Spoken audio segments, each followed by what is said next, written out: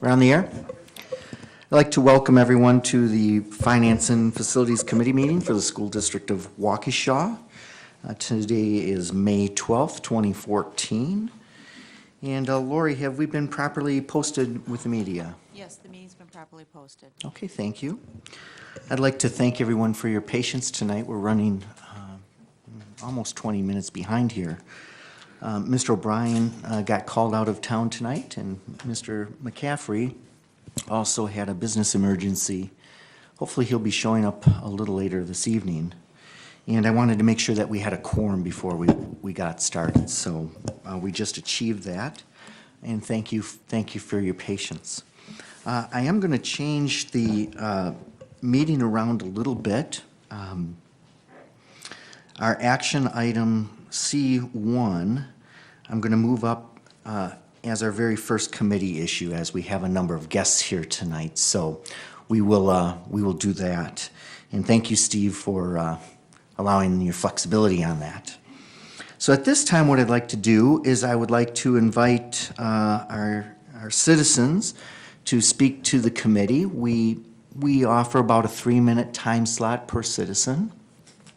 And there are 5 of you that have signed up tonight to address this committee.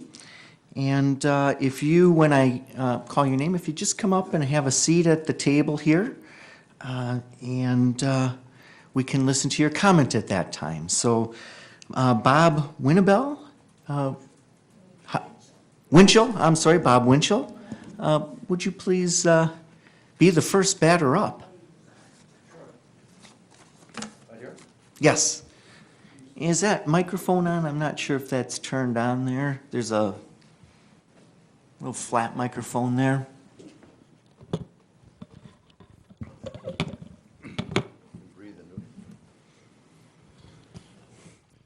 Guess it is. All right. Is it on? It sounds on, yes. Thank you, Bob. Welcome. Thank you. Mr. Chairman, committee, didn't expect to be first one in line here. I just have a couple of remarks. I thought as I was coming over here, my mother and dad both attended and graduated from Waukesha High School, which subsequently became Union School. I graduated from Waukesha High School in the class of 1944, almost exactly 70 years ago. We're going to have a luncheon this summer. I have a daughter who graduated from South High School, 2 daughters who graduated from North High School, and when West High School came along, Mrs. Winchell and I were out of the children business. So you didn't come tonight to hear my autobiography, but I do have some interest in, some stake in education and the facilities for education in Waukesha. And I don't think that I can improve any on the sentiments or comments that were made by Carol Lombardi, Charlie Betker, Norm Schaefer, and others who have commented, and I believe that their remarks have been circulated to the committee. But I, as an interested citizen, am opposed to the changing the name of the Central Middle School, and I haven't conducted any kind of a poll, but just conversationally, my feeling is that there's some strong feelings about keeping the name of Central Middle School as it is and not changing. Now, I don't want anything I say to be construed as disrespectful of Les Paul or in favor of the things that have been done to recognize Les Paul, deserved reputation. But he has a highway named after him, a world-class museum in his recognition. The band shell is named after him. We have the town sprinkled with guitars and probably other things. And it just seems to me, in view of the recognition that Les Paul has had and what I consider fairly strong feelings in the community against changing a traditional name, I think that renaming the middle school is just simply overkill. And I hope that the committee and the board will consider my opinions.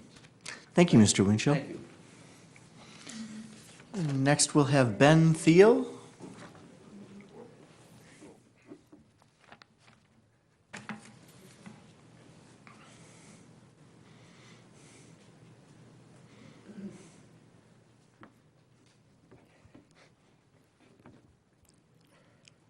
Welcome, Mr. Thiel. Well, thank you for letting me speak here. I'm here to register my disappointment, actually opposition to the renaming of Central Middle School. I'm the last surviving member of the 1945 class reunion group. And one of the things that our class did, the class of 1945, was to erect that sign in front of the school that's standing right there now. We spent $2,000 on that sign. And we actually had at the day it was presented to the students, school was closed for half an hour. All the students came out to the front, stood in front of us when we talked about giving them that monument sign. There's been a lot of conversation and things in the newspapers, and I want to second a lot of what that Bob just said here. One of the things he mentioned was the fact that he has got the exhibit at the County Museum. Actually, I think that's quite a very expensive exhibit, and it's entirely possible that it is part of the problems, financial problems that the museum has right now. But I really think that Paul has had enough stuff named for him. He doesn't need anything more. He didn't think enough of Waukesha to when he finally decided to distribute some of his memorabilia. He didn't present it to Waukesha. He gave it to Milwaukee. And it was only after Paul Rackus made some comments with him that he really suddenly realized that he had come from Waukesha. And many, many years ago, the city saw fit to destroy Paul's home and replace it with a parking lot for the Walgreens drugstore down there. I think that Paul's had enough name for him, and I am firmly in opposition to the name change. Thank you. Thank you, Mr. Thiel. Ruth Thiel, please. A little negotiating here. Sure. Take your time.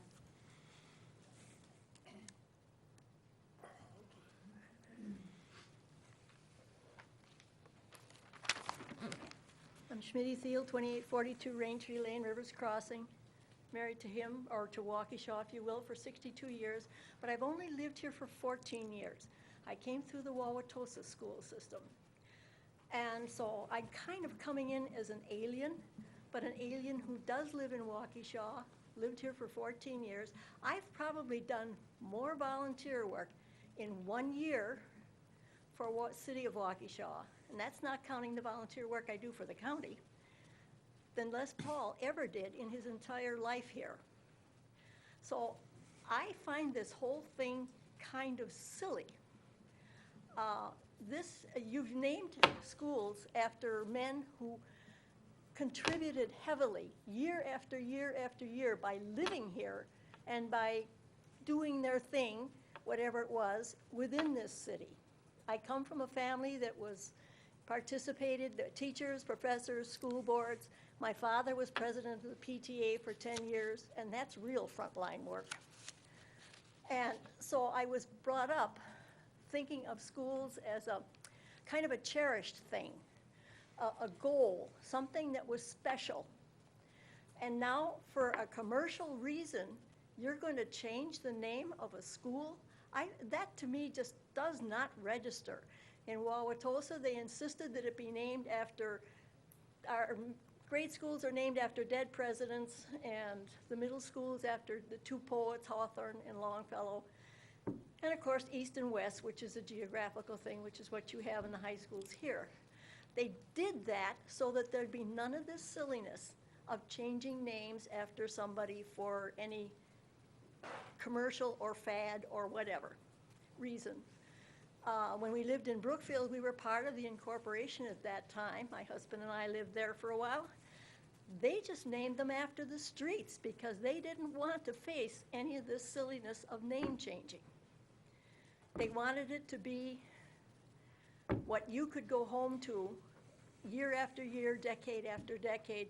This was my school, Central. And so I just speaking, as I say, an outsider who lives here and loves this city, and I devote about 250 to 300 hours per year of volunteer work for this city. So I really care. And I'm just telling you, please, don't change that name. Thank you, Mrs. Steele.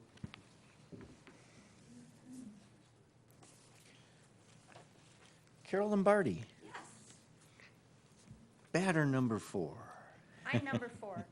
Hi, everybody. I'm not going to go into so much detail because you did get the communication from former Alderman Betker and the retired mayor regarding our opposition to naming Central Les Paul. I would just like the audience to hear one paragraph very quickly, and then I have a couple of other comments, understanding, you guys, that there's more than just the old generation that are concerned about changing the name of Central Middle School. The Cutler Park Band Shell is Les Paul Band Shell. Alderman Betker was chairman of the committee. I was the mayor of Waukesha at the time that we had to go to the state authorities to get the name Les Paul on the bypass that is here on the south side of our community.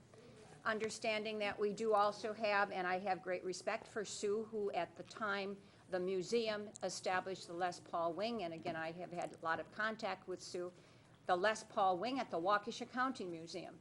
Understanding that our former mayor, Screama, just within the last really 2 years, worked with a committee to have this community named Guitar Town, USA.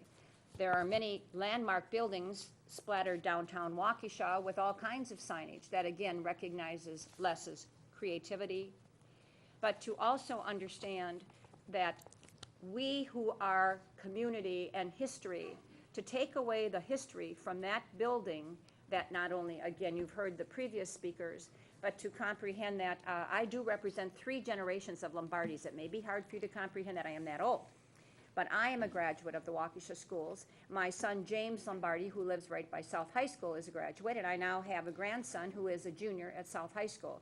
And all of them said, Grandma, you usually talk anyway. Would you please express our concerns as well, that it is not appropriate to change the name of Central Middle School.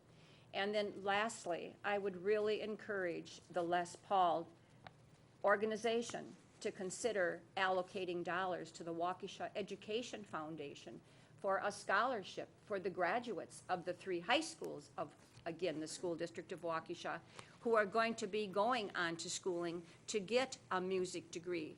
To me, that is such a more lasting, meaningful environment than taking a building and putting a different name on. I do hope that you understand my concerns, my opposition, and I would truly ask you sitting here now, and I know that you're also going to be hopefully making a recommendation to the elected board on Wednesday, and I would hope it would be not a recommendation to move forward.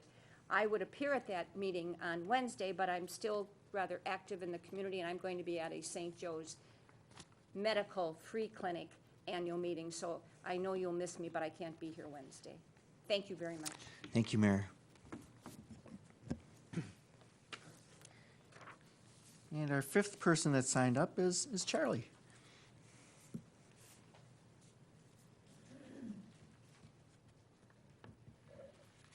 My Charlie name is Becker. Charlie Betker. I served on a common council for 38 consecutive years. I'm here in speaking of keeping the name as is. If there ever were to be a change, it should be named the Worthington Building, because years ago, that was the Worthington Building. At one time, there was 4 names of buildings down there. The Union School was adjacent to the Worthington Building, which is tore down. You had the Edison Building, and you had the Lincoln Building. And Mr. Worthington also lived in the city of Waukesha on Wisconsin Avenue, right across the street from E&R Church. And he did quite wonderful things. And in fact, I was talking to Board Member Edlin before the meeting, and I have my mother's 1930 megaphone at my residence, and she graduated in that 1930. And I can bring that for you for Wednesday if it ever needs to be. But I think we have gone more than out to give Les Paul recognition. I mean, he's got the band shelter, which fits it to a T. He's got the guitars downtown. He's also got the museum. And normally, when somebody gets a name recognition, it's only on one item and not 3 or 4. So I would hopefully that you people would keep it as is, and if you feel there should be a name change, then it should be back to the Worthington Building, because that was the Worthington Building. And a more important thing, that was the main high school when everybody was going to school. Thank you very much. Thank you, Mr. Becker. Now, the 5 people who have spoken, I have your addresses. That's why I didn't ask you for those addresses. Is there anyone else that would like to address the committee at this time? Yes. Sue Baker? And if you could state your address, Sue, we'd appreciate it for the record. My name is Sue Baker. I live at 1410 Fleetfoot Drive in Waukesha, and I've been a resident of this city for almost 40 years. Oh, my goodness. And have been very involved with many of the nonprofits in this city and done volunteer work with the schools over the years. It saddens me that people are concerned about the school potentially being renamed Les Paul Middle School. Yes, it's an honor. It would be an honor to Les Paul, but the important thing, the really important part of this, is if the school was renamed Les Paul Middle School, it would be a wonderful opportunity to inspire the students of the school, and not only of the school, but of the school district. There are other schools across the nation that would like to have the name Les Paul, but there's no other school in the world that is better suited to be named Les Paul Middle School, or Les Paul's name on any school, than that particular one, because he did attend both Waukesha Junior High and Waukesha High School. His photos are in the 1929 and the 1930 megaphone. Can't seem to put our hands on a 1931. Some people have expressed concerns about the cost of the name change, and as I have talked to the school board before, the Les Paul Foundation understands there would be cost, and we are willing to step up and help the school district with any costs that may be involved with changing a name. But again, the really important part of this consideration is the students, inspiring the students. We have Les who lived in very financial and sociological compromised situations as a child, but it was the teachers, his teachers, who were there for him. And he often talked about how his teachers were so patient with him and were willing to help him find the answers to his many questions. It was the Waukesha teachers who helped him and inspired him. And that wording is on his memorial that is in Prairie Home Cemetery. Yes, his name is around this city, but this is about the students, and I ask you to think about the effect it would have on the students to have a school named for someone that is recognized internationally, not just for his music, but for his many inventions. He's the only person in the world to be both in the Rock and Roll Hall of Fame and the National Inventors Hall of Fame. The potential of inspiring not only potential musicians, but students who are interested in electronics and engineering is immeasurable. And the Les Paul Foundation would be more than happy to work with supplying whatever information and whatever support we can. For Could the you record- wrap up your comments, Sue? Sure. We're- For Just the to be fair to record, everyone. The Les Paul Foundation has already made a donation to the Waukesha Education Foundation. Thank you very much. Thank you, Mrs. Baker. Is there any other citizen that would like to address the committee at this time? All right. Thank you, everyone, for your comments. And what I'd like to do is to move this item up to our next item, if that's okay with my fellow board members. We'll just kind of keep on a roll here. And the TID then we'll take as the second item, Steve. And thank you for your flexibility on that. So let's roll right into this. We had a couple of committees that were formed. Lori, Todd Gray had put together a committee that consisted of a number of people, and there was also Rob Bennett, the principal, that put a committee together. Do we have representatives from those committees here tonight?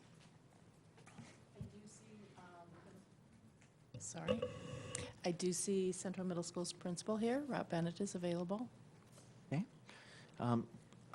Are you going to be presenting this item? Is Rob going to be presenting what the committee found?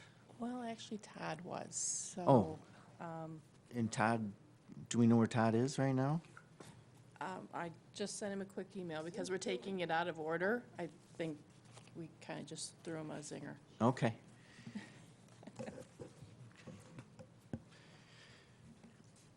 Mr. Bennett, you served as one of the chairs of the teacher committee, is that correct? Teacher-parent committee. Why don't you step forward? I'm sure your insights will be appreciated, and we may have some questions of you also. And while we're waiting for Todd, I'd like to just get a sense of who was on your committee, the kinds of discussions that you had, and what your committee had recommended. We were asked by Todd to put together a committee that was representative of parents and staff. That committee consisted of 10 people, including myself, staff members and parents of current students and former students.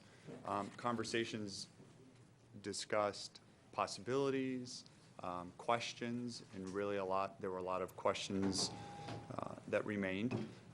Of those people, many members, when asked to come to a formal vote, wanted to abstain due to not knowing all of the details that we could share at that time or were privy to know at that time. As a staff poll was also put out there that we were asked to do, and those numbers we sent on. I think it was 56-44 were the results of that poll? Yes. 56 in favor, 44 opposed? Now, all staff participated in that? All staff participated in that. The conversations we discussed were strictly renaming. It did not deal with curriculum opportunities or things like that. It was strictly with talking with Sue, this is a renaming purpose. This isn't beyond those things. Those are other discussions to be had. Staff still had questions about costs and things like that, which would be answered as that proceeded. So that's where we stood, and those were the numbers that we left with. Okay. And that really is the focus of this of this action item, is renaming of the school. I know there was a lot of conversation that got generated by the community. Is this going to be an art school now? Is this going to be a charter school? All sorts of, I guess, discussions began. And just to let people know, those are separate and independent discussions that can be had at any time. There are no discussions going on for a charter school or a special fine arts school or any of that at Central Middle School right now. or Rob would be the first to know about it because he leads that school.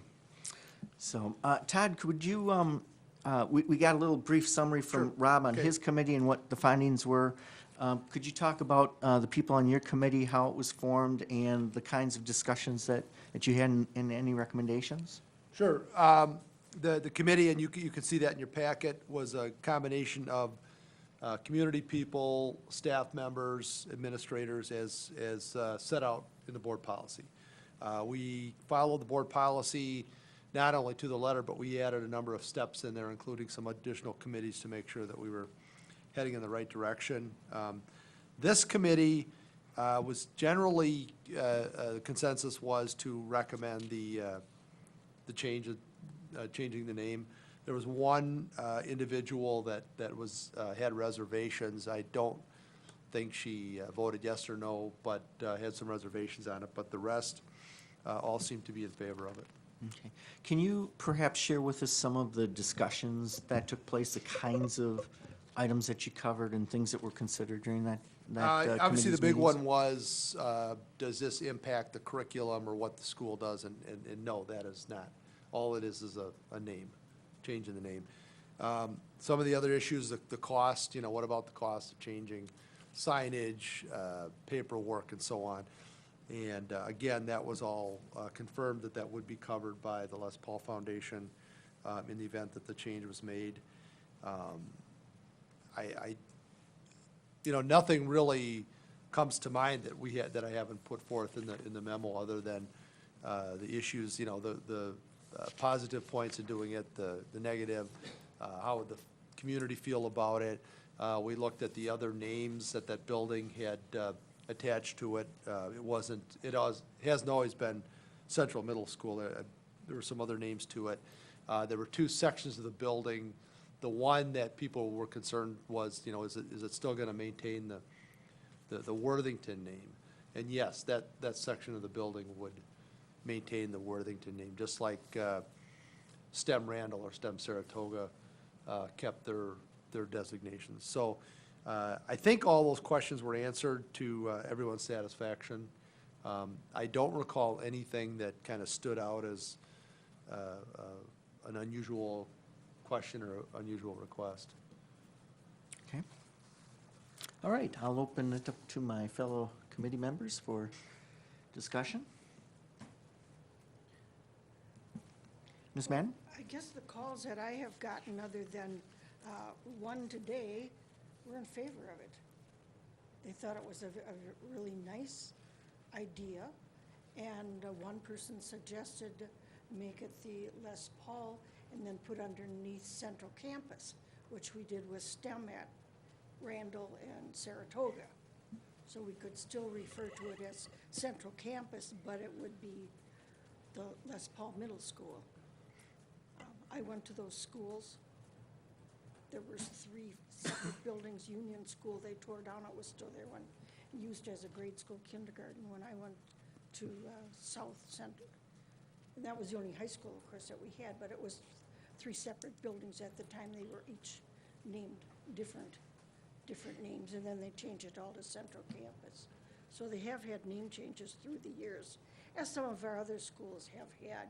So, it's a two-way street. You either like it or you don't like it.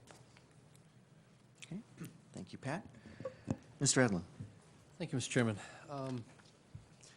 You're right, Pat, this is one of those where some people in the community are going to be for it and other people are going to be against it. And that's our job, is just to make up our minds whether we feel this is appropriate for the system of public education in Waukesha.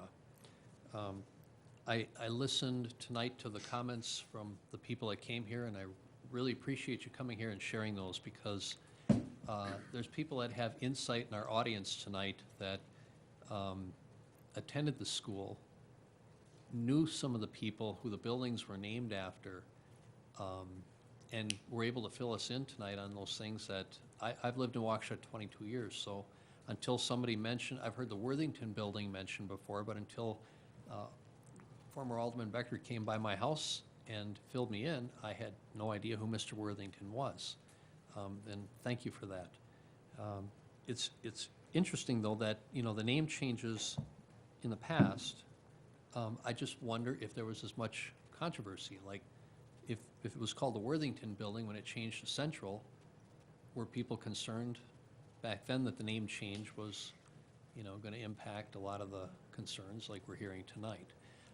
Maybe not as much, because a lot of people, I think, are taking this in a perspective, from the comments that I've been gathering, and this is my personal opinion, that two lines of thought are going on here. One is Les Paul left and he never came back, so he really wasn't a part of our community.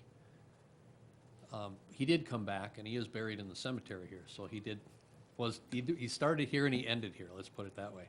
And the other one is that there are a lot of things that are named after Les Paul. I personally have struggled with, and always have struggled with, when I drive down the Les Paul bypass.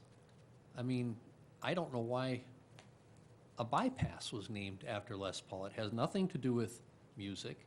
It has nothing to do with innovation and creativeness. It was a namesake thing. When I think of the possibility of renaming a school after Les Paul, I take into consideration the fact that, A, this is a school of education. Les Paul actually attended that particular school of education. I think of Waukesha's rich fine arts programs, that we are known throughout the state for our marching band and music programs. That's something that no other community can compare to us. Our marching bands always come back with the state trophy. You know, so I mean, there's a rich connection in education, in music, something that inspired Les Paul to leave the Waukesha School District at a very young age. A dropout. Now, today we think of a dropout as having a connotation to it. Back in the Great Depression, which is when we're talking about, it was common to drop out of school. Sometimes it was for financial hardships for your family, which may have been the case with Mr. Paul, but I think it was also important to recognize that the teachers that he had had in the Waukesha School District and the principal that he had had, which was Mr. Worthington, had given him the basic knowledge, the confidence, the ability, the innovation to leave school and pursue something that he absolutely loved. Not only was he good at it, he changed the world. So when I look back and compare that to the Les Paul bypass, I have many more considerations. The band shell, very appropriate. It's where music is performed. The museum, it's something honoring his life. I don't really buy into the commercial side of it. I do think that the high school, or renaming of the school, isn't going to draw people to Waukesha. I think the fact that he's buried in Waukesha will draw people to his gravesite, maybe, and there might be a commercial side to that. But I'm kind of impressed with the fact, as Ms. Baker pointed out, that having his name on a school, I think, could be inspirational to students. Students may be interested in the fine arts. I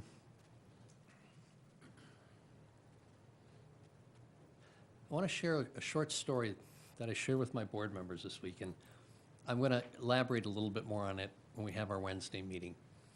I took off of work last week. I live in an old house built in 1925, and there was a maple hardwood floor, the original floor, and a small kitchen. And there was some remodeling done over the years. After I took the base cabinets out, it was obvious that somebody had butted up some maple hardwood floorboards up to the original floor.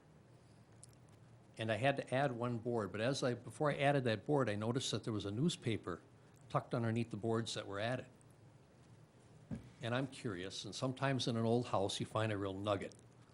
So I pried up about 8 boards to get this newspaper out of there. And the first thing that struck me was this newspaper said you could buy Goodyear tires for about $3.80. That really got me going, like, how old is this thing? Well, it was a Milwaukee Journal. It was printed in 1932. My house was built in 1925. And as I looked through this newspaper, there were only 4 pages there. But the irony hit me like a ton of bricks. There was a section there from a reporter, a remote reporter in the city of Waukesha, who would send in stories to the Milwaukee Journal to be written. And there were 2 paragraphs, the first 2 paragraphs. The first paragraph said, now keep in mind this is April of 1932, during the Great Depression. And the first paragraph said that the Waukesha School Board, now what's the irony there? Okay, in my house, under those boards, and I'm on the Waukesha School Board, is an article from 1932 when Les Paul was at that school. And there's an article in there, and it says that the administrators had asked the school board to take a pay cut. Administrators that were making $3,000 a year or more during those hard times were telling the school board, we want to take a voluntary pay cut. First name on there was Superintendent Geo Banting, Banting Middle School. Next name was Mr. Worthington's name. And it told how much each person was going to be giving back in their salary to the community, essentially. That was the second time I had heard Mr. Worthington's name. The first time was when Charlie came over to my house a few days before then. And I thought about it, and I thought, you know, this Worthington guy is a man of great character. And to know that a student who was attending the school while he was there in April of 1932 had the knowledge and the courage to do what he did. That was to drop out of school and pursue a music career. The teachers under his tutelage, who he undoubtedly had hired, gave this individual the knowledge and the backbone to be able to do what he did and to change the world. So I have to think that Mr. Worthington would have really thought that this was a good idea. But I also think Mr. Worthington should be honored. And I'm going to ask that this committee consider in some way honoring Mr. Worthington, whether it be a bronze plaque, not asking the foundation to do this, but the school district, in some fashion.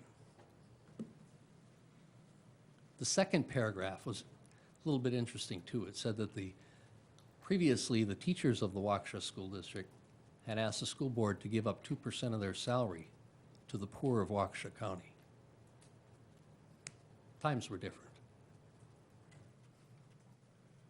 I don't know about you, but I was inspired last week. Thank you, Mr. Chairman. Thank you. I got a call from Mrs. Lombardi, former Mayor Lombardi, maybe 3 or 4 weeks ago.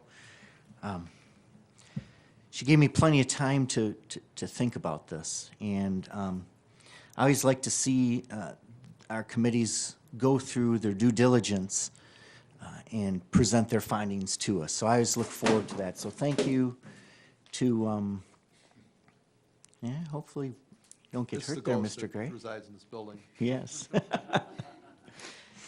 So I just look forward to the work of those, and I appreciate the work, Rob, of your team, Mr. Bennett, and your team, and then the committee that you put together, Todd. I've had a few weeks to think about this, and one of the things that I'm looking at right now is what are we looking for in our students today? And what is important about educating our students today? And one of the things that we emphasize right now, and we've worked very hard as a board, is on bringing forth those 21st century skills that are needed for our students to go on and be effective in their jobs and in their community. Couple of those 21st century skills, creativity, that's been demanded by our businesses, that's demanded by our upper education, our higher education schools also. Innovation is the second thing. One of the reasons why we're focused on our project-based learning in our charter schools is giving our students the ability to innovate different things. And this week, the next couple of weeks, at our STEM school, we're seeing some of those things, some of those innovations that our kids are coming up with. And I'm seeing the connection between them and really what bridges the gap of when Les Paul went to school and now. And I think a focal point back then and a focal point right now is lifelong learning. We want our students, we want our graduates, we want the folks that attend here to be lifelong learners. And I view Les Paul as a lifelong learner. So although he didn't graduate from one of our schools, from our high school back then, he was extremely innovative, extremely creative, so successful, as you had mentioned, Steve, he changed the world. He changed the world. And so he took what he learned in those years that he attended Central and applied it. And actually was thankful, very grateful for what his teachers had done for him. So to me, there's a connection between the past and the present, and that is we're all about lifelong learning. And I believe we should move forward with renaming Central Les Paul Middle School. And that's how my thought process worked on this, was bridging the gap between the future, the present, and the past. And that's what the common string was for me. Now, we heard some pretty sentimental comments tonight from some highly respected citizens. And I'll tell you, I can understand some of the sentimentality there. I went to Central myself. Central was a little different when I went there than when you went there, though.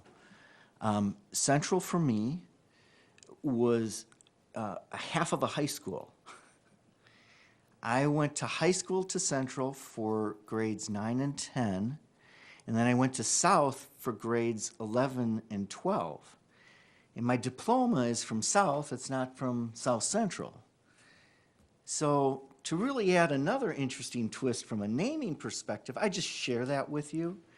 And that's an example of how the naming has been utilized over the years and how it has been different over the course of the last many years. So thought I would share that, that personal experience with you also.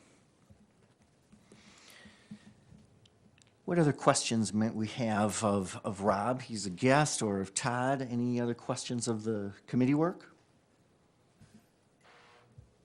Mr. Edlin? Yes, Rob, could you share with us, in the staffing poll that was 56 to 44, I'm just curious what some of the comments, like we've heard tonight from people who have lived in the community for a long, long, long time, and maybe not necessarily with staff. What were the comments where people would have been concerned about a name change with Central? Some of the comments but the concerning of a name change were some of the very sentimental things and traditional things. This is what it was and what it has been. Some of the staff comments of in the 80s, how different Central was to what Central is today, and the growth and the progress it's made, the traditional value to the name Central. Other concerns dealt with is it renaming only, which was communicated that this is a renaming piece. It's not a curriculum component. It's not a charter school, as Joe said. But trying to get as many answers to questions that they would have to be able to speak either yay or nay. Some other questions were cost issues that Sue elaborated to, that, taking care of costs and things like that for letterheads and uniforms and all of those things that would add up, in the concern of that, and would that be at any cost to kids? And the obvious answer to that was it wouldn't be a cost to kids. Those who were in favor, some of the same comments, the idea of innovation, motivation, inspiration. But what was very common with all of the staff, no matter which way it would go, great things are going to continue no matter what. Connections that we've been able to make through the process will move forward. Innovation will continue. Getting kids to achieve their dream is ultimately the goal. So the staff is wholeheartedly 100% into that, be a name change or as it stay at Central. Thank you. I just wanted to throw one more comment about there, because I've heard this a couple times, and this is related to just some comments that were made tonight about the guitars around Waukesha. As Ms. Baker pointed out at the last Facility and Finance Committee meeting, that we have to be able to distinguish between what we see as a guitar presence around Waukesha and Les Paul, in that the guitars were actually from Gibson Guitar. They are not, Les Paul worked on the solid body guitar, but this is something that was tied in with Gibson Guitar Company, not necessarily Les Paul. So, we have to be careful to distinguish things like that separately. I don't think that I have any more questions. This is an action item tonight. I would be looking for a motion at this time. Mr. Edlin? I'd like to make the motion that Central Middle School be renamed Les Paul Middle School. Okay, is there a second to that? I'll second it. Second by Ms. Madden. Further discussion? I'd like to just share briefly one other comment similar to Pat. A lot of, had a number of what I would call casual conversations with people in passing, where people would, catch me in the grocery store or wherever in Waukesha, and, well, that's a good idea to name this after Les. There were a number of those kinds of casual comments made just being around Waukesha once people started to find out about that. So I thought I'd echo that. I was receiving a number of those kinds of comments too, Pat. And this was this took some effort, at least on my part. Been rattling this around for a number of weeks, and it was not necessarily just a simple decision for me, because I like to hear all comments. I like to hear what our committees had to say, and especially with both committees coming up on the favorable side, I think that's a strong message also. So, any other discussion? We'll bring this to a vote. All in favor say aye. Aye. All opposed? Passes 3-0, Lori. This will move forward to the full committee meeting, the full board meeting on this Wednesday at 7 o'clock, just so you know. So this is just passed out of committee, but the full board still has to debate and discuss that and vote on this. Thank you for attending the meeting tonight. Our second item tonight is a discussion item, and that is of the tax incremental district number 23 for the city of Waukesha. Tonight we have a guest here, Steve Crandall. Welcome, Steve. Thank you. Steve is the Community Development Director, And he is here to answer questions and give us a good feel of what TID 23 is all about. I'm going to just fill you in briefly on some of the timeline and some of the history so far. May 5th, the Joint Review Board had met, myself representing our district, Norm Cummings representing the county, and then our new Mayor Riley that represented the city. There were really a couple orders of business that we took care of. We nominated and approved as a committee to have Norm Cummings head the Joint Review Board. And then we also approved a citizen representative, Kelly Ferran from Metal Tech. And those two action items had occurred at Monday's May 5th meeting. And there was a brief introduction also to the TID. May 14th, there's going to be a public hearing. And then May 28th is the Joint Review Board meeting.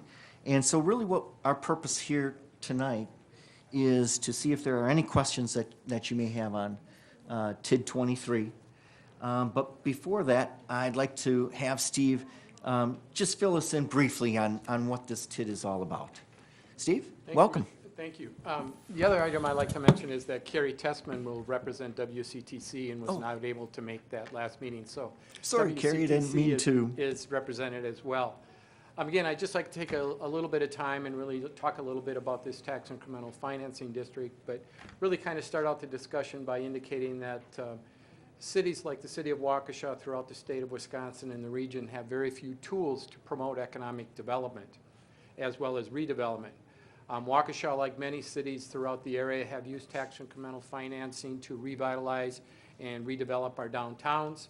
We've used tax incremental financing to remove blighted sites as well as shuttered sites throughout the community. Most recent examples would be the former Span Creek property on the east side, which is now the home of Woodman's, as well as along Sunset Drive, former Fleming distribution property, which is now the shops at the Fox. We've also used tax incremental financing to provide incentives for industrial growth as well as commercial growth, and to ready sites for development by providing the infrastructure. This in turn has provided for an increase in our employment base as well as our tax base. TIF number 23 that's being proposed is being proposed as an industrial TIF. It is going to also bring a project to a reality in the city as well as be a catalyst for future industrial growth within the district. The district, as shown on this exhibit to my left, is on the north side of the city. It's directly adjacent to Waukesha County Airport. It's located along Silverdale Road and west of Blue Mound Road. Presently, there are a number of vacant buildings within the district. There are industrial users, as well as 2 residential properties on the west end of the district. The project plan indicates that as development is to occur in this district, it should be zoned industrial. Presently, there is 1 property zoned industrial. We're in the process of zoning another piece at this time industrial. So when that piece is zoned, it will be 50% zoned industrial, which meets the statutory requirement. The parcel that's being rezoned is on the east end of the district, shown in crosshatched, and that is 9.8 acres in size, and it is the proposed new home for Oberlin Filter. Oberlin Filter has been in the city of Waukesha for over 50 years. It's presently located in the Airport Industrial Park, just north of Moreland Boulevard. Oberlin manufactures filters for the coolant, metal finishing, chemical processing, water treatment, and food industry throughout the country. More importantly, they also have a global presence with their products. Oberlin would like to relocate in the city of Waukesha if possible. Relocating and expanding in the city of Waukesha will preserve 75 full-time jobs, and allow for future expansion of jobs within this community. The owner had indicated at the Joint Review Board that they have the ability to hire approximately 25 additional employees with phase 2 of the development. The first phase is 90,000 square feet, and the second is 54,000 square feet. It's important to note, if you are familiar with this site, it's not a greenfield development. As I indicated, there's a number of challenges related to this development as it relates to environmental remediation, demolition, site clearance, grading, stormwater conveyance, as well as higher land cost. All of these creates a gap, and but for TIF, this project would not move forward as proposed. There are a number of benefits associated with this tax incremental financing district. One, it eliminates several unkept structures and cleans up the overall site, which benefits not only the abutting properties, but the city overall. It preserves 75 full-time jobs and allows for future growth. I should note that those full-time jobs, the average manufacturing wage rate within this company is $20 an hour. There are a number of jobs of the engineers, sales, and management that are over $20 an hour. It allows an existing long-term industry to expand in the city of Waukesha and not outside of the city. This in turn does open up an existing building for additional expansion of a possible industry in that park or a new industry into the city of Waukesha. And probably most important, it increases the tax base. The present value of this property is just over $1.1 million. When the new building is constructed, the new value will be over $6.5 million. The proposed TIF incentive is in keeping with the city's adopted TIF guidelines. That criteria includes, can the increment generated from the project cover the debt service? What is the closing date of the TIF?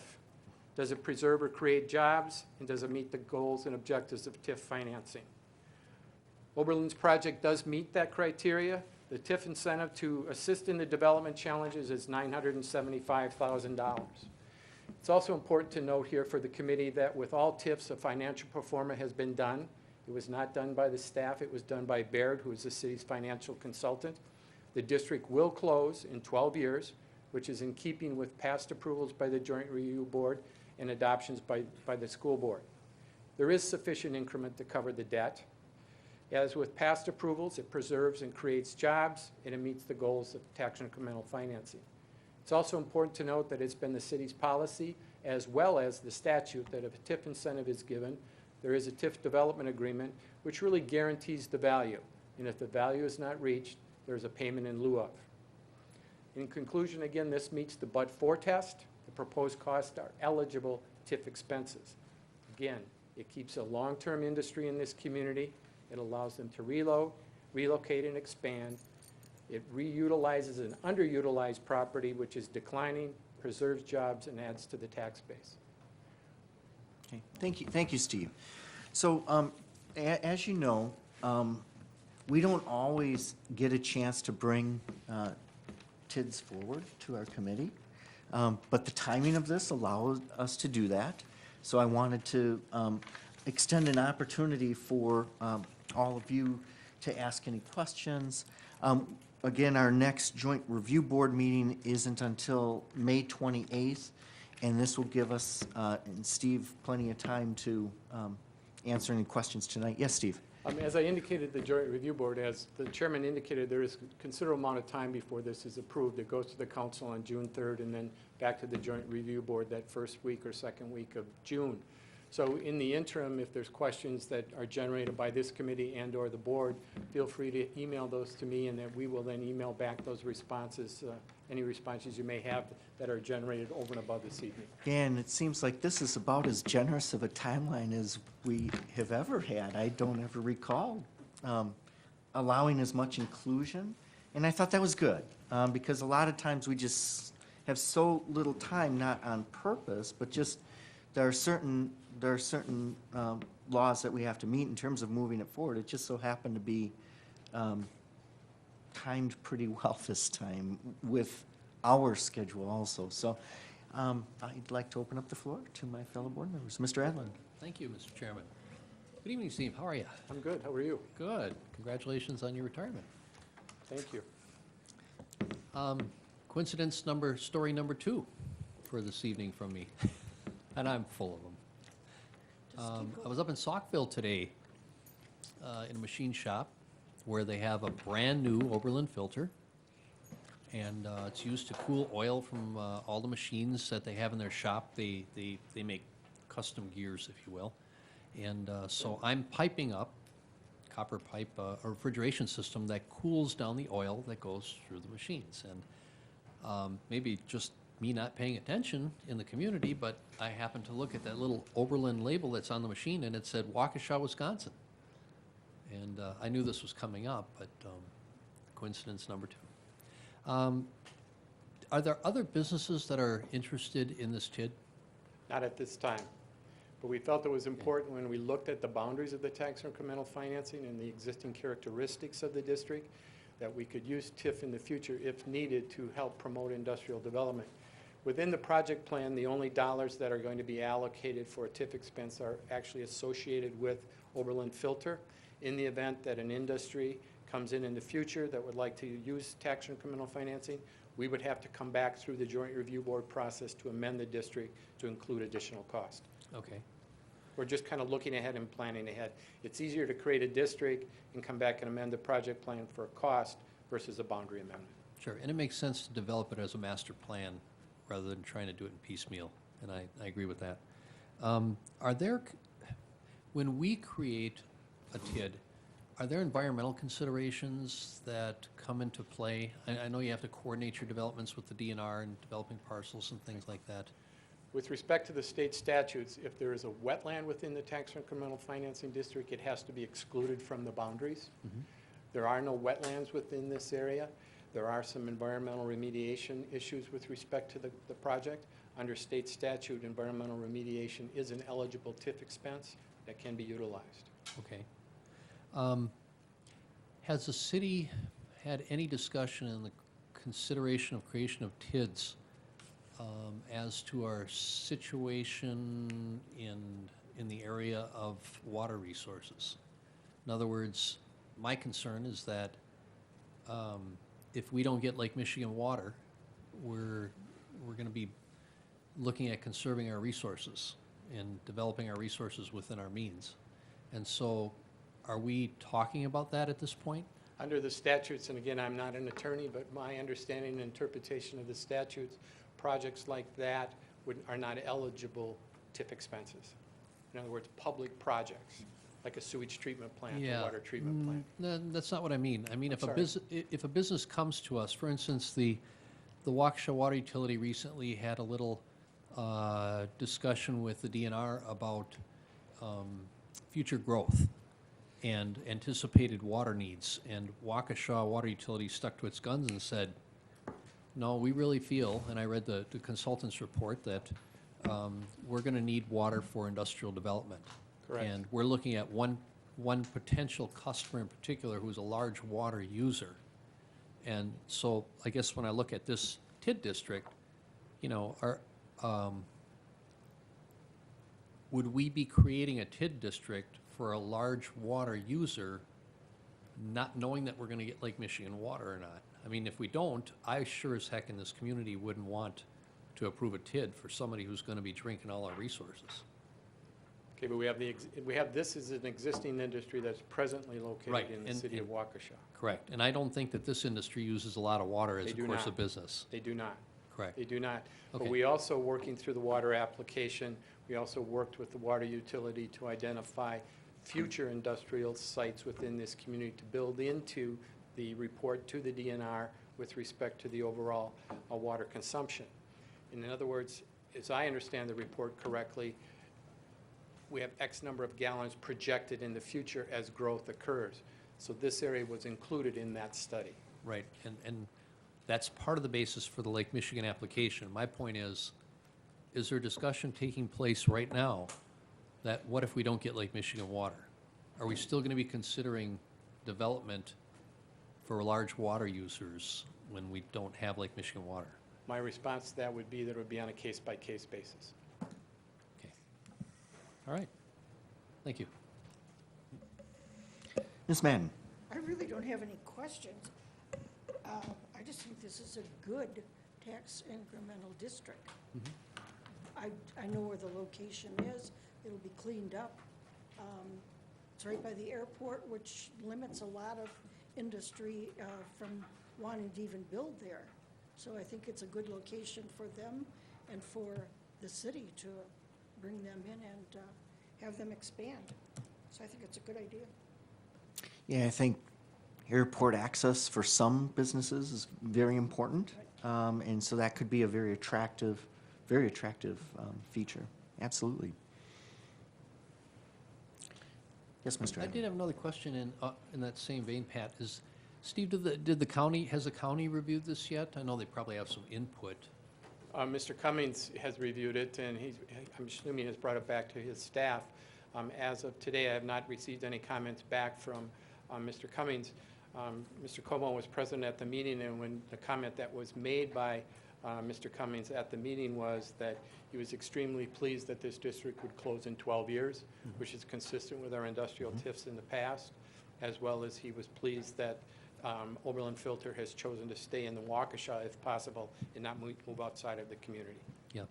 I'm excited for the school district to have a manufacturing facility that will be obviously state-of-the-art. When we're trying to get our students to move in that direction, and maybe Oberlin would be interested in being a partner with us in the future. I guess what pushed my original question there was, with the airport being so close, is this of concern in case the airport wanted to expand in that direction someday? No, the lands for the airport expansion have all been designated for the north, south, east, west runway. In fact, they're really considering right now a proposal to extend the east-west runway, relocate Silvernail Road, but it would not have an impact on this property. The only other thing that the county is doing in the immediate area is there will be intersection improvements to Blue Mountain and Silvernail adjacent to this property, which were planned prior to this development. Very good, thank you. Mr. Chairman? Yes, Could Mr. Ray. I just want to make one more comment, and that is, it really doesn't really have to do with this district, but I did want to take the opportunity to thank this board, as well as past boards, past staff and administration for the support of tax incremental financing. I truly believe that we have made a difference with TIF in this community. In working together with TIF, we've added a considerable tax base and an employment base. And I'd also like to thank this board, as well as past boards, current and past staff, for the cooperation you've shown to me over the last 38 years. So again, I appreciate that, and thank you so much. Yeah, Steve, thank you. Just one thing, Steve, if you could just give us a little sense of history, and my sense, and I'll lead off here, is there's been a good job planning these out, and they have closed on time, sometimes before. And so there's a good history. Could you just maybe talk about some of the few that closed recently, more recently, and some of the ones that even closed before? Well, I think one of the recent examples were one that's closed extremely quickly, and that was one that's closed in 3 years, which was TIF number 15, which was located on the north side of the city where Life Care Hospital is. That district was created, and the tax incremental financing was used to provide water to that site, as well as to loop water for all of those businesses and industries in that area for fire suppression. That district closed in 3 years. 3 years. We've had, as I've reported in the past, we closed tax incremental district number 7 last year. A check was issued back to the school district, as well as Waukesha County and the city of Waukesha. And those checks are funds that we thought or we might have needed to spend, but we didn't. And so we get those back, and those are a nice surprise, because when we vote on this, or the Joint Review Board, I should say, when the Joint Review Board votes on it, there is no assumption that anything's really coming back to anybody, that the monies will be spent. So that is a well-managed, I'm just trying to bring forth the observation that these have been well-managed projects in the past. Right, and as required under the statute, we submit to the school district, to the county, as well as WCTC, the annual reports of the district, showing the financial health of those districts.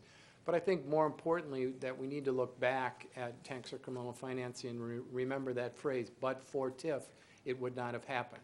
So there wouldn't be a Woodman's, there wouldn't be a Shops at the Fox, there wouldn't be an expansion to SPX, $40 million worth of new value and 255 new jobs. So it has worked, and it continues to work here in Waukesha. Any other questions or comments? Okay, well, I appreciate everyone's input here. If you do have, as Steve had mentioned, what I would like is for you to forward your comments to me and questions to me if you have further ones, and then I'll get those to Steve, just so I can, you're not getting questions from everyone. I'll kind of be the funnel there for you, Steve. And good luck at the public hearing on Wednesday. Thank you so much. Thank you for being here. Thank you.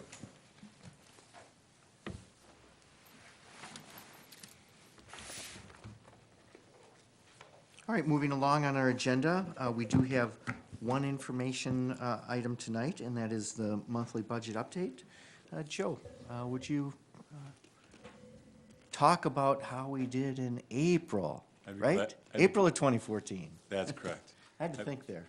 I'd be glad to. Starting out with our tax collection update, property taxes in the amount of $4,458,000 were received during April. And that brings us fiscal year-to-date collection represents 80% of the adopted levy compared to 78% collected through the same period last year. Then going over to state sources, we received $433,000 in library aid for common school funds. And in funding from federal sources, we received $395,000 in title grants. Going to our expenditures, because overall in our general fund fiscal year-to-date, we received 70.68% of our annual revenues compared to 69.51% last year. So going over to our expenditures in our general fund, in our salaries and benefits, the district has spent 70% of the budget amount for salaries year-to-date compared to 69.6% last year. And the difference in salaries on a year-to-date basis is just due to the timing of the teacher retro pay payments. Last year, the retro pay was accrued at the end of the fiscal year, and this year, it was completed in March. In employee benefits, the amount spent year-to-date are 69.82% compared to 70.3% last year. Part of that difference is due to the timing of the early retirement insurance last year because we were not self-funded. We paid it a month early, and that represented a $339,000 that was paid in the month of April, but was actually due in May. And then we did attach, as the last page of this attachment, our self-insurance claims payable analysis. That's been attached for your review. And we're doing as expected with our claims payable. If you have any additional questions, please let us know. In our purchase services, again, this is the same as last month. As our gas utility costs, they've increased 65% year-to-date, or $302,000. And the other area to touch on in purchase services is combining both regular and special education fund, pupil transportation, and fuel expenses. The year-to-date reduction from last year is $857,000, or 15.8%. And overall in purchase services, the district spent 55.9% compared to 60.5% last year. Some of the bigger things to highlight in our non-capital payments and our supplies, we had Foss science supplies purchased in the amount of $17,000, and the fourth installment of the eAchieve student laptops totaling $33,700. So other non-capital objects totaled $35,000 in end-user protection software. And then in capital objects, we had equipment purchase additions of $198,000 in Apple computer equipment. We had in debt retirement, we had the second of the 3 installments of the Wave 1 computer staff devices totaling $118,000, which was paid in April. And then overall, to wrap up Fund 10 in the general fund, the district has spent $87.8 million, or 60.1% of the budget as of April 2014, compared to $85.6 million, or 61.6% expended by the same time last year. And then in Fund 27, which is our special education fund, that's also been included for your review. There was a $281,000 in federal aid received during the month. Total special education fund revenue year-to-date was 23.4% compared to 24.9% last year. The district has spent 66.7% of the budgeted amount for salaries year-to-date compared to the 67% last year. And then total employee benefits, year-to-date, we spent 64.6% compared to 68% last year. And then back to purchase services, our pupil transportation and fuel expenses decreased $650,000 or 27% from the same time last year, year-to-date.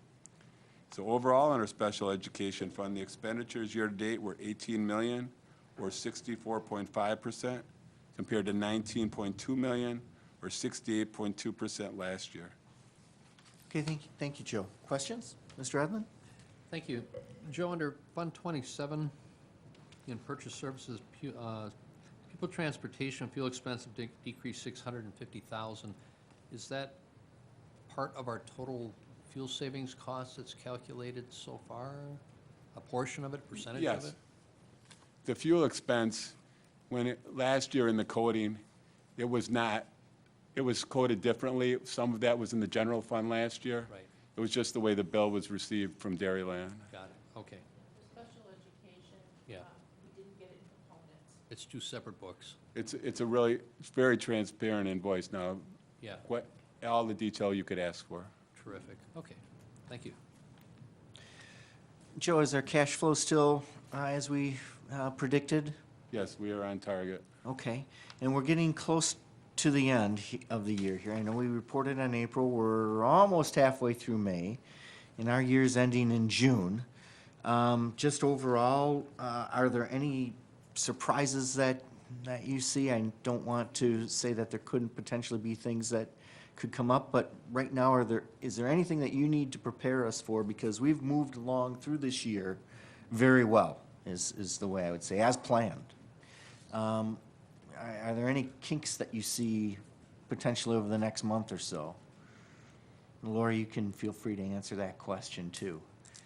Well, we've already given you the heads up on the utilities, Yep, but I believe that we will find funding within areas where we are under budget or under expended. Mhm. And we will be really making a concerted effort to clean that up, because next month you're getting budget transfers amendments. right. That's that final balancing act. Yeah, I think that we'll have anything that could be a surprise would show up again next month, because we are going to clean up all our budget transfers minutes, but I don't anticipate anything right now. Okay, But things have been, as indicated, any big material variances we've reported on a monthly basis throughout the fiscal year.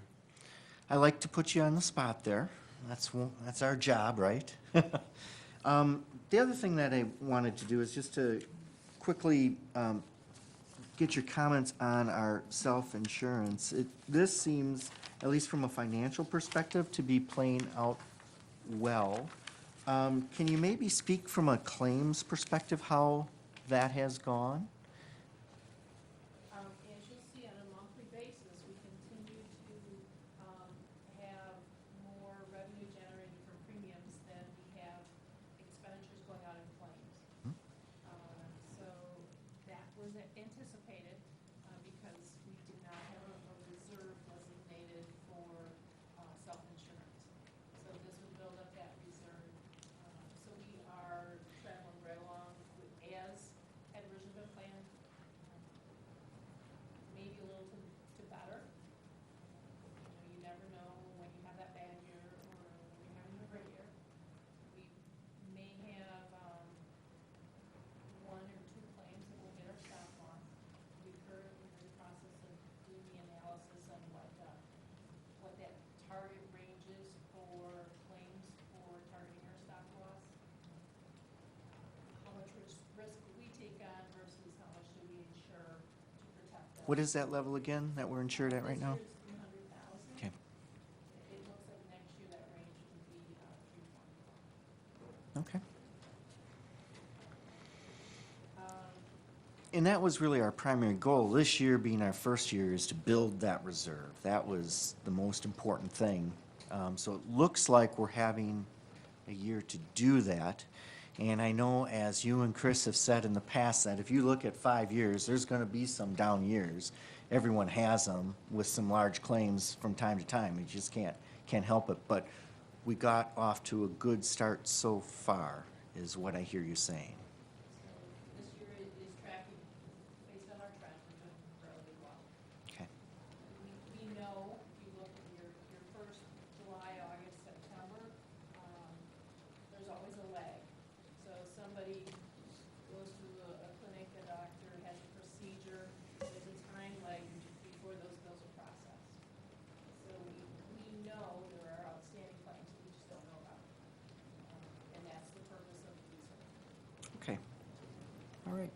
Other questions?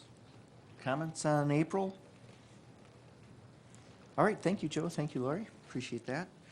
We're now going to move on to our action items, and we did take care of our first action item, renaming Central Middle School. So we are on our second action item, the approval of the HealthStat contract. And Lori, will you introduce our guest this evening? Certainly. Chris Hudson is with us tonight, as well as Jim Richter from the county. Thank you. Chris Hudstrom is with us tonight, as well as Jim Richter. So they will be walking you through a quick presentation of the HealthStat contract and answer any questions you may have. All right, welcome, Chris. Thank you. Welcome, Am I Jim. on? Jim, you want to come I'm on. forward? Okay. Could I ask that the screen be pulled and the projector be turned on? I'm a little too short for that. I don't know if Jump. I used to have a pretty decent vertical jump back in the day. Let's see it. No, that's okay, Steve.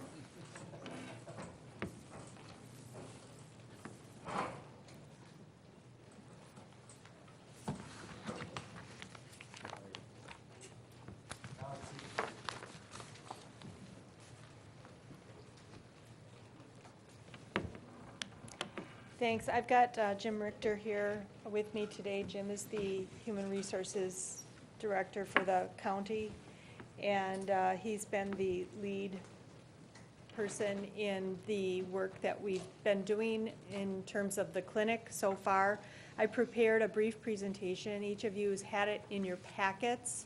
I'm going to look to all of you in terms of how much or how little detail you want with this, but I thought it would be helpful to give you a brief history, the background, because this has been It's been going on for a while, so I think that's a good idea, Chris. yeah, okay.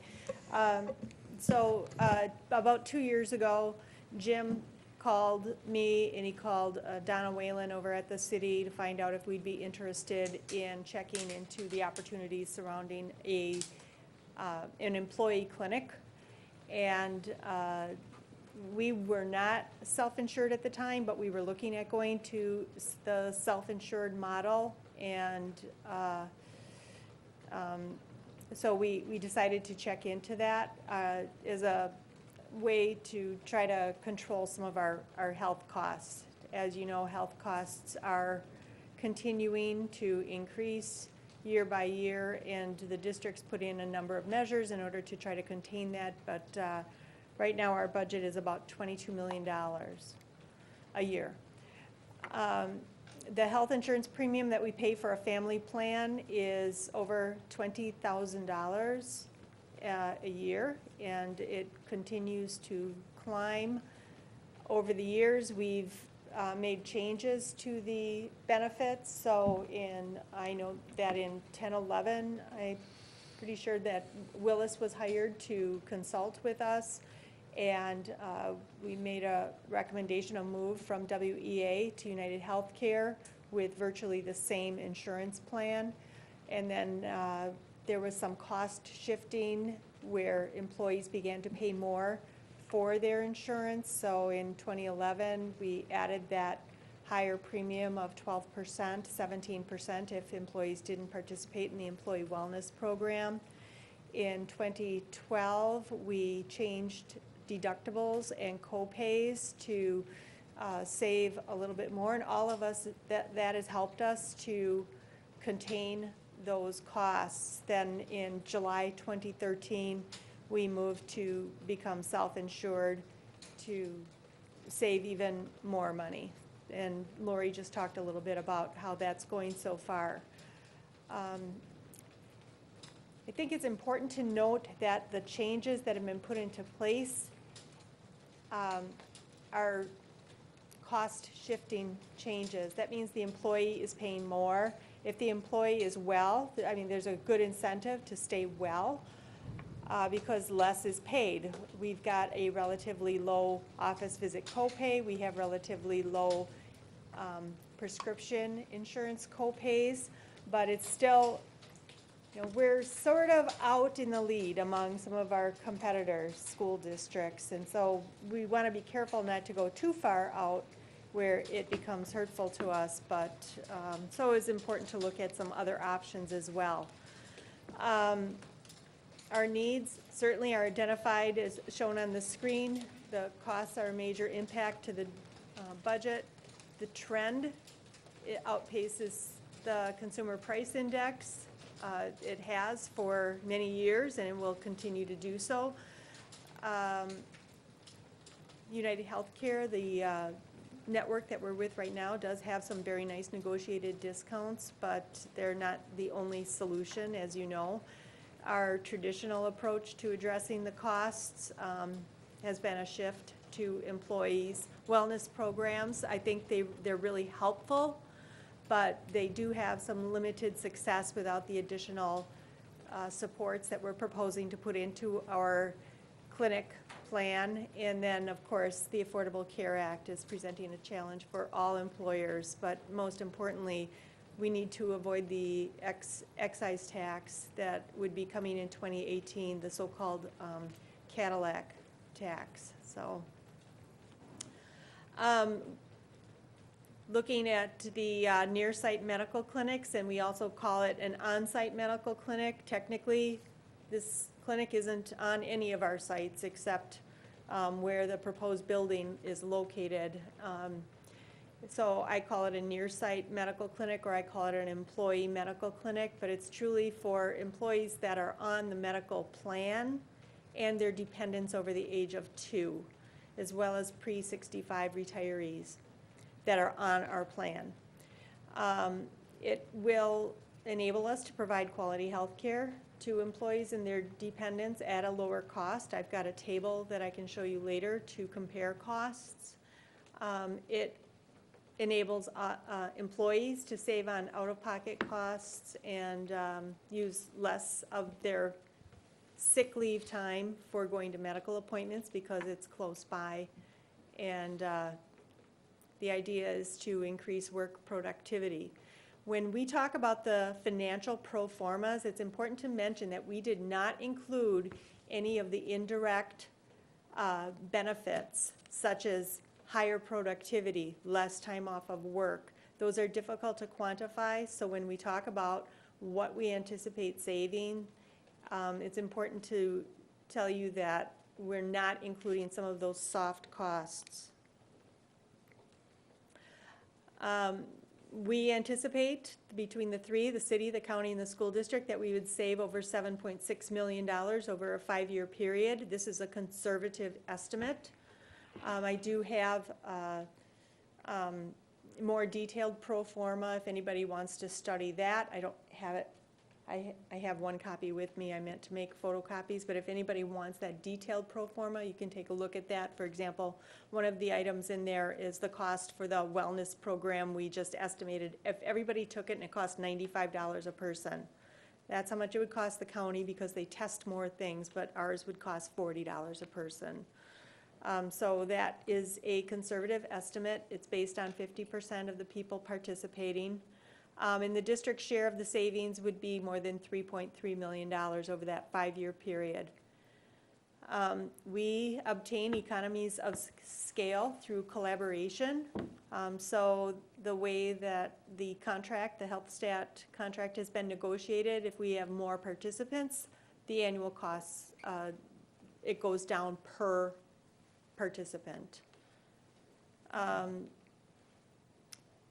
We would contract, the three entities, the county, the city, and the school district would contract with HealthStat in this health risk agreement that you were in your packets on May 2nd. So if you still have that packet, that's the contract that we're looking at and asking for your approval tonight. The cooperative approach, intergovernmental cooperative approach, we've engaged in the study, evaluation, and development, and hopefully, ultimately, the implementation of a shared medical clinic. Our project team, I was the representative, the primary representative for the school district. Donna Whalen was the primary representative for the city. And Jim, for the county, we participated in every phase and decision that led up to this recommendation today. As I mentioned, we started this back in 2012. An RFP was developed to hire a consulting team to do a feasibility study. That was done in December 2012. We provided extensive data on the health claims, plan designs, our demographics, where people work, where people live, the wellness initiatives, and we did an employee survey as well. The return on investment is a critical component of this study. If it was going to cost us money, we would not be doing this. In May 2013, the consultant study presented that there would be savings over the 5 years for each of the 3 governments. So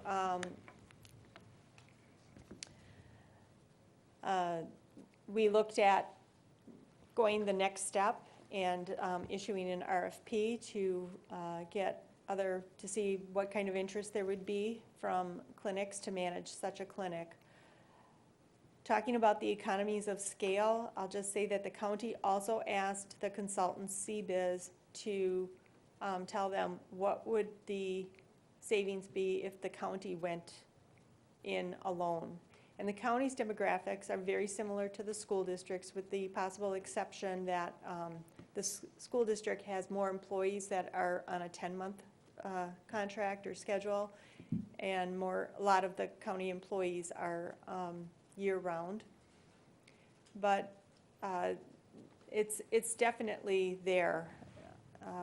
We're doing better by grouping this among the 3 entities, and all of you, the city and the county, all approved the intergovernmental agreement probably a couple months ago now. Looking for a clinic vendor, we received 12 proposals from local healthcare systems, other systems around the region, the Midwest region, and across the nation.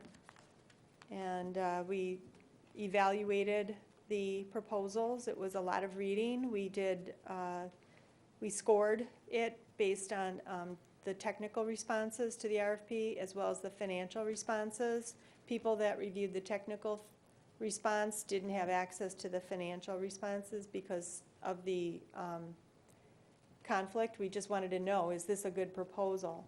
And I was able to review the 12 technical responses. Then we did vendor interviews with 5 vendors, and then we did site visits for 2 finalists, and we decided to choose HealthStat, and in January 2014, HealthStat was notified,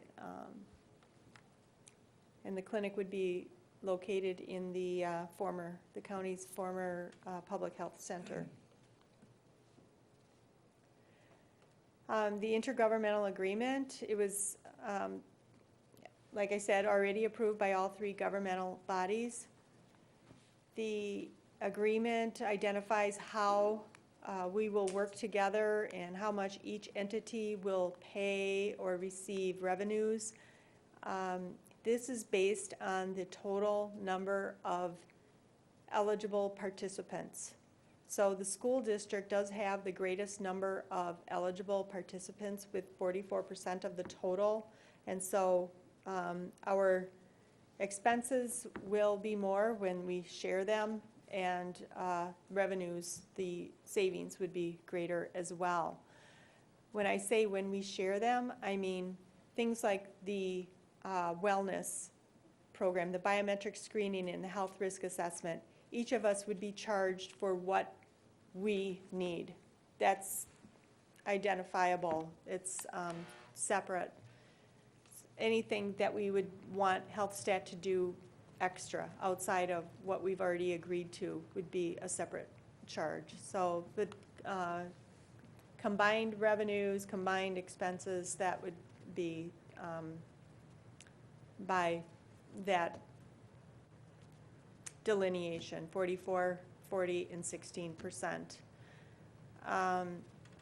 Specific claims are different. We get bills from those every month from Health Stat based on the specific use. The Health Stat agreement is for, or the intergovernmental agreement is for a 5-year period. We have options to extend that if we'd like.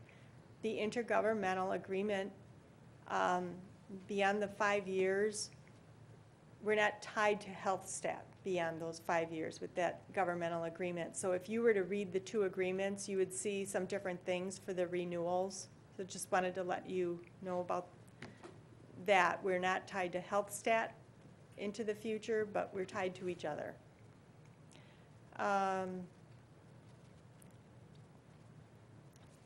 The advisory council consists of the 3 of us or whomever each of the entities appoints.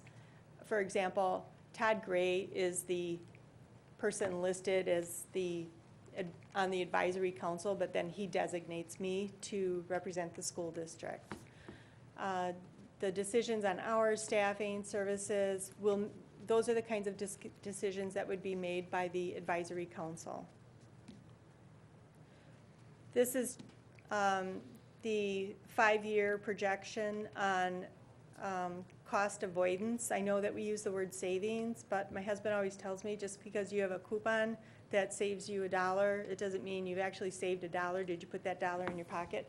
So I just wanted to say we would expect to avoid these if all things remaining equal. In year 1, we'd be spending money to run this. A lot of that has to do with startup expenses. Year 2 is nearly a break even, and then there would be that cost avoidance in years 3, 4, and 5, and that's how we came up with the total of $3.3 million. Providing existing services at a lower cost. This is a list of the scope of services that we would anticipate the clinic providing with an emphasis on wellness. And I know that the last time we had a board work session about this, there was a lot of discussion about wellness and the importance of that. I think with the addition of health coaching and some of the other positions that are being put in there to ensure that we're really getting at wellness and the change behavior management is an important part of this whole program. We'll be using this for occupational health as well. So we'll be sending our new employees for their physicals and TB tests. And we'll be able to also add Health Stat, or the employee clinic is a place for people to go for worker comp issues as well. We can't make somebody go there, but we can, I mean, it's convenient and it's right there. Wellness focused, I just shared with you a little bit about that. About 25% of our employee claims are attributable to lifestyle choice. That's about average, my understanding. It's about average in my previous school district. Lifestyle claims were often above 25%, and then sometimes it went below 25%. But 25% is about average. That's the portion of the claims that we really think we can get at through the wellness programs. The office visit, so this is just an example. If somebody were to go to the on-site or near-site clinic, it would cost us $45 for them to meet with one of the medical providers there. And if they needed a prescription, it would cost us $2. The proposed employee fee would be $0 for the visit and $2 for the prescription. Comparing that to a traditional clinic, a doctor's visit is about $112. It could be more, it could be less, probably not a lot less. Medication would cost about perhaps $4 for a basic antibiotic. The employee for the office visit is $10 right now, and the generic medication is $5. I put in $10 to $25 with a star because we are we will be making a recommendation that our office visit co-pays increase to $25. And that's for two reasons. One is $10 is just very low, and it's lower than most other companies that have office visit co-pays. $25 is a pretty normal co-pay for an office visit. The other reason is to drive utilization towards the clinic. So $0 versus $25 is an attractive trade-off. The school district's healthcare consultant is Beneco, and we've been working very closely with Beneco, and they are in favor of the employee clinic. And we do have a pretty large meeting, including Beneco, coming up at the beginning of June, assuming that the school district approve of this recommendation. So they'll be with us all along. The contract that you have for consideration this evening, it's a health risk management agreement with HealthStat. It's a 4-party contract, so it's the county, the city, the school district, and HealthStat. The highlights of the agreement were outlined in the executive summary that you received in your packets for tonight's meeting, as well as a memo I sent along with the contract on May 2nd. There's still some blanks in the HealthStat agreement, but that's going to require last-minute insertions. For example, the actual number of participants and looking at who's eligible.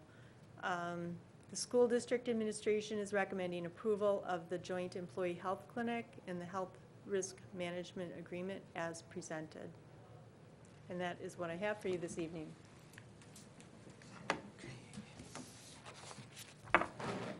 Thank you, Chris. Appreciate that. Thank you, Jim, for being here.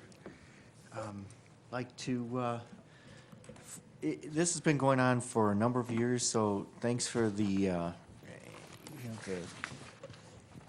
detailed outlines of what we've been through. And it's been a fair amount.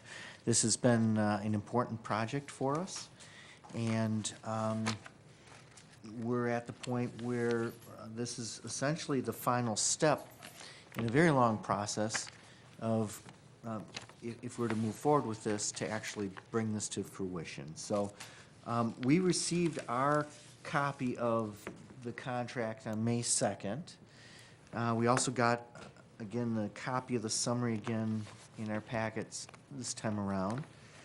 I'd like to open it up for any questions, comments at this time.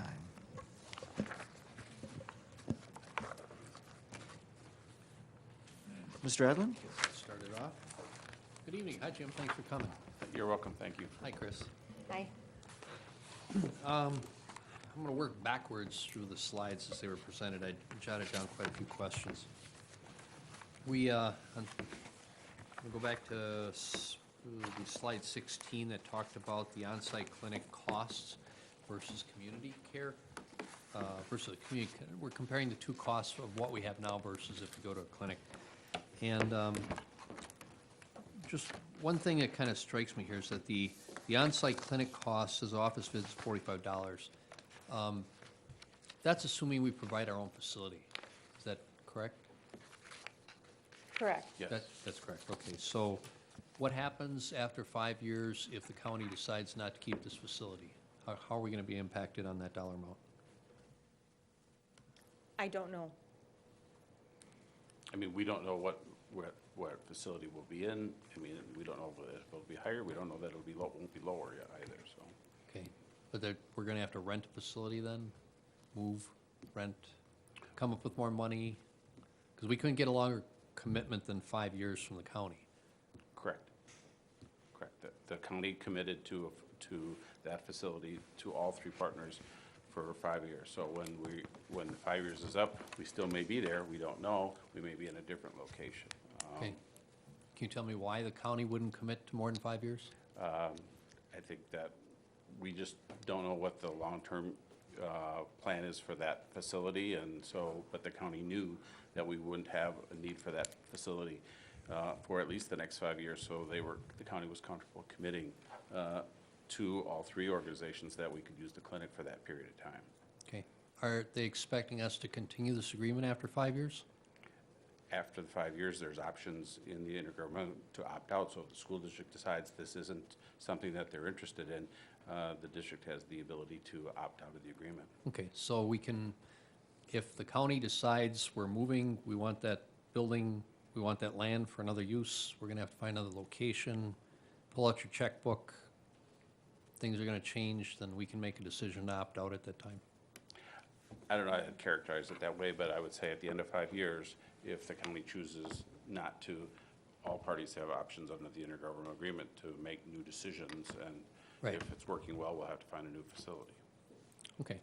I wanna, I'm thinking long-term. I don't see this as a long-term venture. I don't see the county as willing of a partner in this process as I would like to see. If I had a 10-year agreement before me, I'd feel differently, but this is a short-term agreement.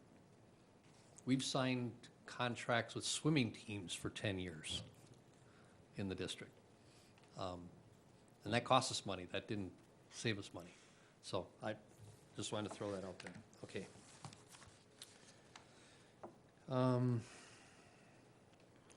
We talked about lifestyle choices. Can you elaborate that on that, Chris? What's meant by 25% of our costs are attributed to lifestyle choices? What does that mean? When you talk about, when you talk about a wellness program, some of us engage in habits that are not healthy for us. So if there's, for example, something that's very easy for many people to understand would be high cholesterol. Oftentimes, a high cholesterol reading can be as a result of poor eating habits. So that is an example of a lifestyle-related claim. Okay. Sometimes cholesterol is not related. I mean, a person might have wonderful eating habits and have bad cholesterol as well. I'm not saying that. What I'm saying is things that can be tied back to behavioral change or behaviors. Smoking is another good example. That's a Sure. lifestyle choice. Smoking, yes, yeah. Okay. Were we not successful in our own health wellness plan? I'm not saying that we weren't successful. What I said is it's limited. So our wellness program has, it's a comprehensive program. It's doing a lot. We can do more. And this clinic is one way to do more. Okay. Yeah, I've heard good things about what Jack Bothwell was able to do in helping people to just get that, blood test or cholesterol test that they needed, that it identified diabetes in some people and high cholesterol, got them on the medication they needed, and steered them in the right direction. So Right. I would think going into this, we're way ahead of the curve on that 25% already because we've steered people in a positive direction.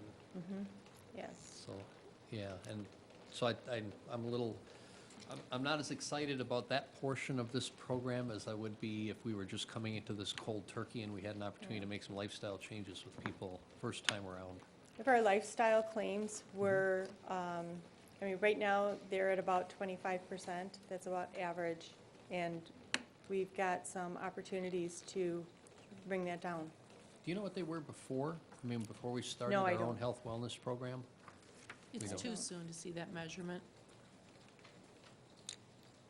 We've only been providing wellness activities for the entire group Right. since the 2 years? ASME union contract expired last month, or last year.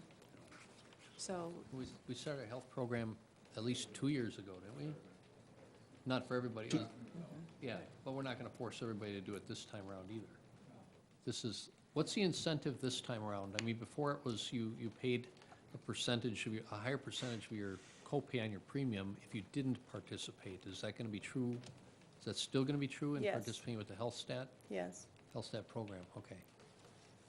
Okay. and this is the first fiscal year that everyone has had that requirement if they want to get the discount. Okay. So prior to this year, there was really no incentive to participate in it. For certain groups. certain groups, meaning like AFSCME employees, former Because they were under, AFSCME? because they were under a union contract, we Correct. couldn't change Participate their in the whole benefit. thing. Sure. Yeah. Okay. Larger percentage of our employees are teachers that participate in it. Okay. All right, so we don't really know the true results of participating in that program to begin with. We just didn't do it long enough to really see any changes in our claims. But it's just hard to measure. I'd like to believe the reason we're having such a good claims year is Oh, sure. partially because of the wellness activities we've already conducted. Right. But I can't give you research that would indicate that just yet. Okay. Yeah, it would make sense that we started to see some sort of results because we got people to do lifestyle changes right off the bat with, as we heard from Mr. Bothwell in the past. And are we, I've heard some of the software that they've developed with HealthStat, custom software to be able to track wellness, or I don't exactly recall what it was, but in the wellness portion of their presentation. That change, that behavior change management, right. Yeah, Dr. Prochaska has done a lot of research in terms of behavior change readiness, and they've, HealthStat's contracted with, I say him as if it's an individual, I believe that it's a company, that will employ the tools developed by this doctor to be able to identify people that are in various stages of readiness for change. So, Okay. I don't know, there's just things that individuals cause them decide, I'm ready, I'm going to make this change, I'm doing it now. Usually a heart attack will do that to you every time. Sometimes it's a heart attack, sometimes it's other things. Sure. Sometimes you just grow out of your clothes and you don't want to spend more money. Yeah. Good thing you lose weight, you gotta spend it anyway, right? You can go Right. the other way. It says that all staff will be employees of HealthStat. Does that mean they're going to be local employees? Yes, it would be a tough commute from North Carolina. My understanding is that the West Bend School District, when they do things like cholesterol screening, HealthStat brings in people from out of state. Well, first of all, we had, this year when we did our biometric screening event, that's an event, and you have people that you don't know doing that because you are going to be screening like 1,600 people for us and probably 1,600 for the county. So when we had Intera do that this year, we had people come into our buildings, and I don't know where they lived. Okay.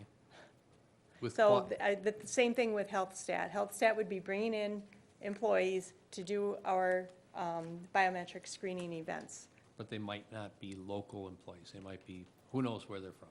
I don't know where they would be from. Does Quad Med, which was the second place finisher in this contest, were they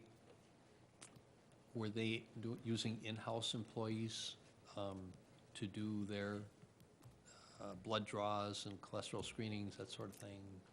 The two places that we visited did not use Quad Med for their wellness. They hired another entity to do their wellness screenings. Okay. I do not believe QuadMed uses their own employees. When they do these mass health screenings that Chris talks about, just like we had a separate organization as well that did it, they contract with a company who brings in, who employs phlebotomists, et cetera, to come in and they do these mass events. And QuadMed would have done the same thing had they been successful. Okay, when they do these mass events with HealthStat, are they actually HealthStat employees, or do they sub it out? I don't know what the plan is. My guess is that they will be contracting with local organizations, because otherwise it'll be probably too expensive to fly people in from North Carolina or somewhere else.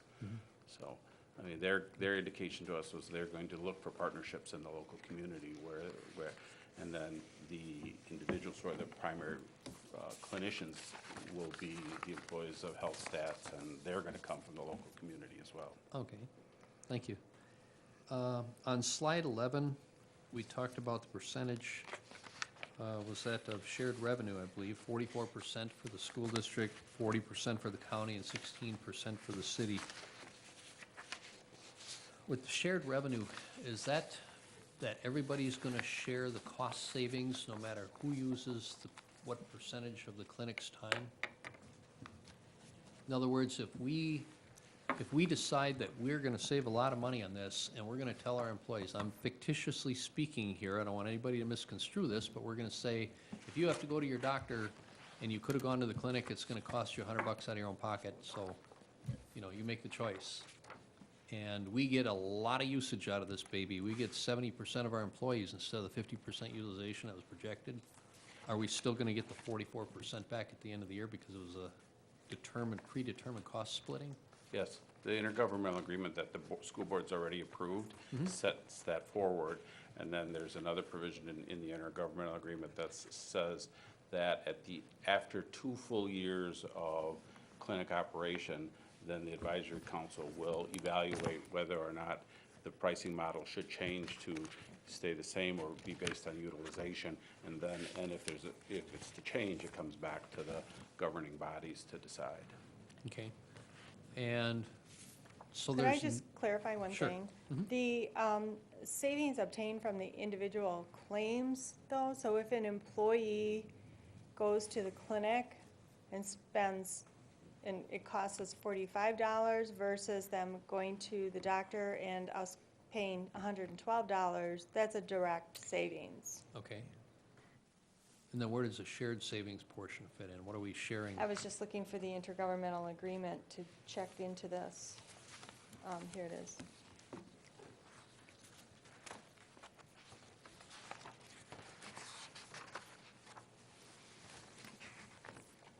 So you're talking about the revenue specifically, Steve? Correct.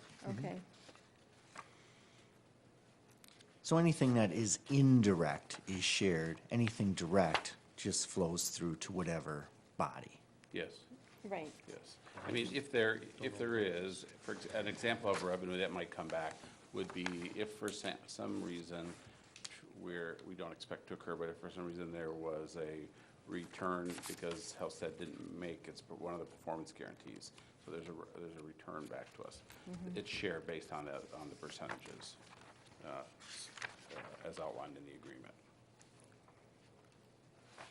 Yeah, that's the only, any other payments received? It's resulting from performance service guarantees. The performance service guarantees is the only revenue that we would share, is if HealthStat didn't make their performance service So if we guarantees. bought a piece of equipment, that's indirect, shared. so that's shared. Right, But that's expenditure, not a revenue. right. Sure. right, Yeah, Right. but it's mostly the expenses that we're sharing, and then the only revenue that would be shared are the But- guarantee and other payments made under provider contract. The revenues and expenses are handled exactly the same as direct and indirect. Correct. We have direct and indirect revenues and direct and indirect expenses. Yeah.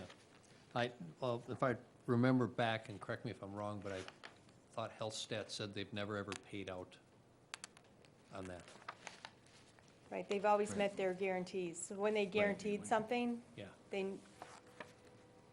they understood their goal and they met it. That's what, I think I remember them saying, something to that effect. Now, our contract might be different than other contracts, I Right. don't And that was know, for but- costs, not cost savings, as your husband put it, but cost avoidance. Well, the guarantees that are in the contract are very specific, and I don't know if you had a chance to review that, but HealthStat in their initial proposal put 50% of their administrative fees on the table, and the negotiated contract puts 100% of their 100%, fees on the yeah. table. Right. So, Let's see. Okay, since we're talking about the school district tonight, how will we be incentivizing, other than what we've seen in the cost to the employees to utilize this clinic? What is going to incentivize somebody to go there financially? financially. Yeah. Certainly our plan design of our regular insurance plan. So there would be an incentive, a lower cost, also more convenient incentive. But the bottom line is employees have a choice of where to go. They can choose to go to their primary care physician, to the clinic, or somewhere else. Okay. And, I mean, are we considering raising co-pays, considering raising deductibles, considering what? Right, as I explained, we are, as a matter of our process and looking at our plan design changes every year, as we have been, increasing the primary care provider copay from $10 to $25. And then in January, we would intend to create a high deductible health plan for people to choose. And why would somebody choose a high deductible health plan? What's the incentive for doing that? Well, actually, it's all in how it's structured, and Steve, it would be very lengthy to go into the detail as to why somebody would want to choose it, but I'll tell you, I think that the way it can be structured, just about anybody would want to choose it. A high deductible plan? Yes. Okay. All right. There was concern by our employees about being forced to use this thing. And would it be better for us to have waited on this to after we introduce the high? I don't agree, no, I don't think it's waiting for that. I think it was prudent that we waited to become involved in this until after we were self-insured, Okay. because it wouldn't make sense to do it that way. I know that train horn, it's hilarious. We're not sounding that horn, Steve, just so you know, it's not us. No, I'm trying to talk over the horn. We don't have those horns in here. Well, the reason I say that, Chris, is I'm worried about a perception. I'm worried that if you were to have a high deductible plan out there and then introduce this and say, look, we've got a way for you to save money, people would say, okay, thank you. I'm seeing this as just the opposite. We're introducing this, and now we're going to introduce, after this, the other plan, which is going to force people, not force, they're still going to have the choice, but you know what I'm No. saying? No, I don't, Okay. because I think you're making an assumption here. I'm talking about creating a high deductible health plan in addition to our traditional plan. So they've got multiple choices, and this is what I've heard this board talk about since I've started here, is to give people the ability to choose and to put the kinds of benefit structures in place that we couldn't before because we needed to negotiate every single thing. So to provide employees with an array of choices, including a traditional health plan, including a high deductible health plan, including something like a clinic, so that employees have the opportunity to choose.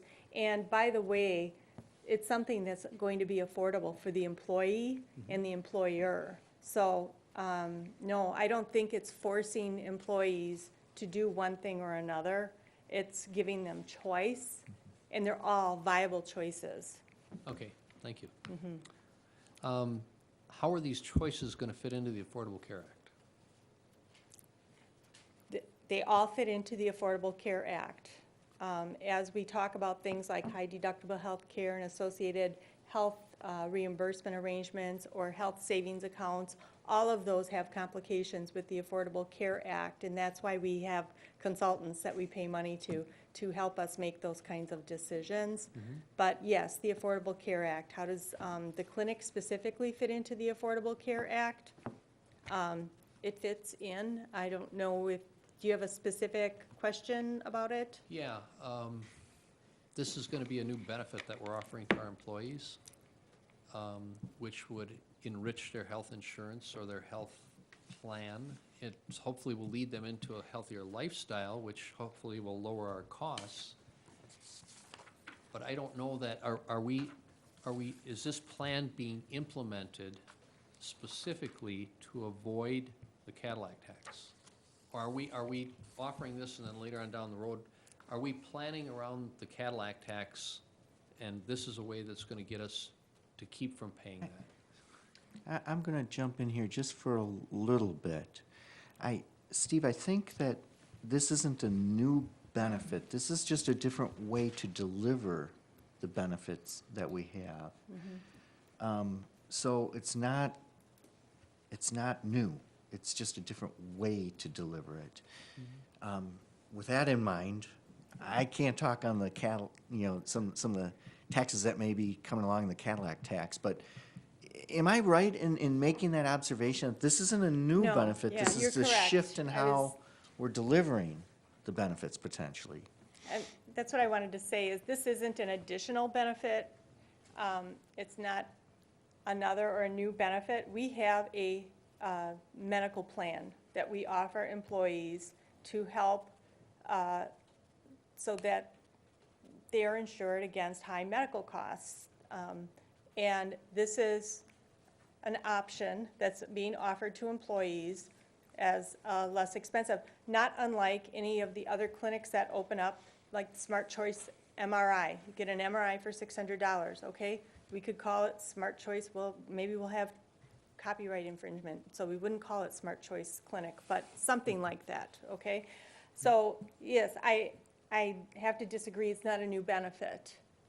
It's another option for employees, and it's, convenience. It's somebody that can spend more than 7 minutes with you in the doctor's office, somebody that can actually have the resources in order to help employees make meaningful changes in their lives. In terms of the Cadillac tax, Lori, I saw you wanted to say something, so I'm going to let you say it. We are in the process, we know what that cost is. This is a way to help us reduce our overall premiums, which makes our plans more affordable, which helps to minimize the Cadillac tax. It certainly will not eliminate it. By itself, it's not the only option that we're looking at. There's going to have to be other changes in our plan to make the Cadillac tax go away or postpone it. So that's a whole workshop on itself. But this is just one piece in the puzzle. Not tonight, though?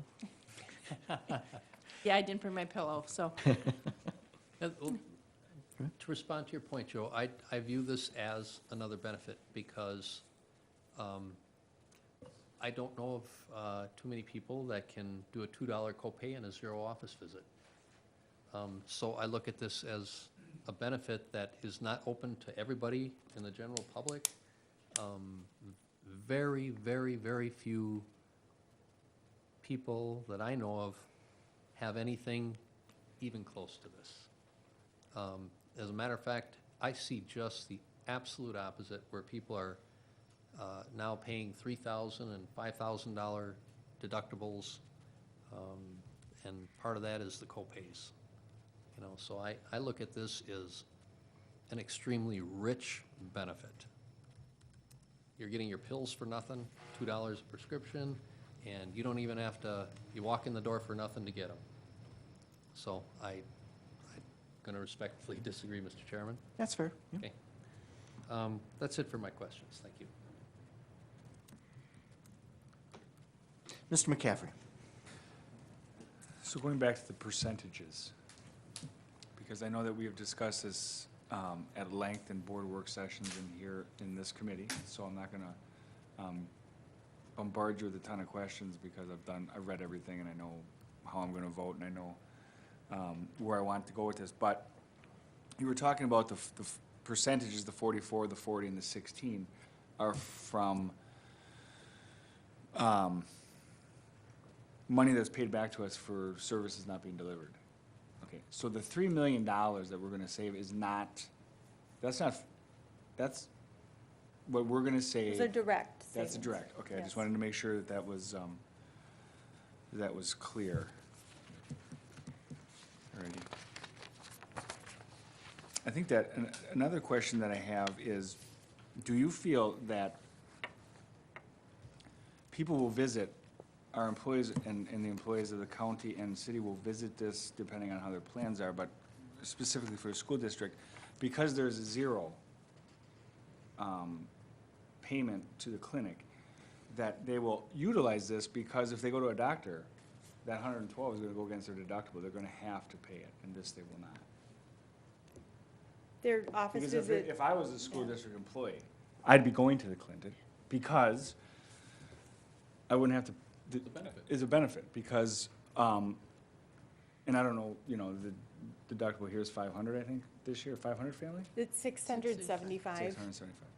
But Mine's quite a bit more. Office visits don't apply to that. Right. The office visits are $10. So you could pay $10 And- forever. and Forever, and not have it, It doesn't go against doesn't the go to 675. deductible. Right. So So there it's isn't a still cap an on it. affordable option, even going to 25, a person might Right. still want to go to their primary care physician because they prefer that over zero at the clinic. Okay. But, you know, there's that convenience factor too. So Right. as an example, I was with a colleague this morning, we were at a meeting, couldn't breathe, he had sinus infection or something, and I'm like, when are you gonna see the doctor? And he's like, well, they open at 9, I'll call, I'll try to get Mhm. in so I can get a prescription. I'm like, geez, too bad we don't have a clinic yet. Right. You could just zip over there, get in there, get out, you're done.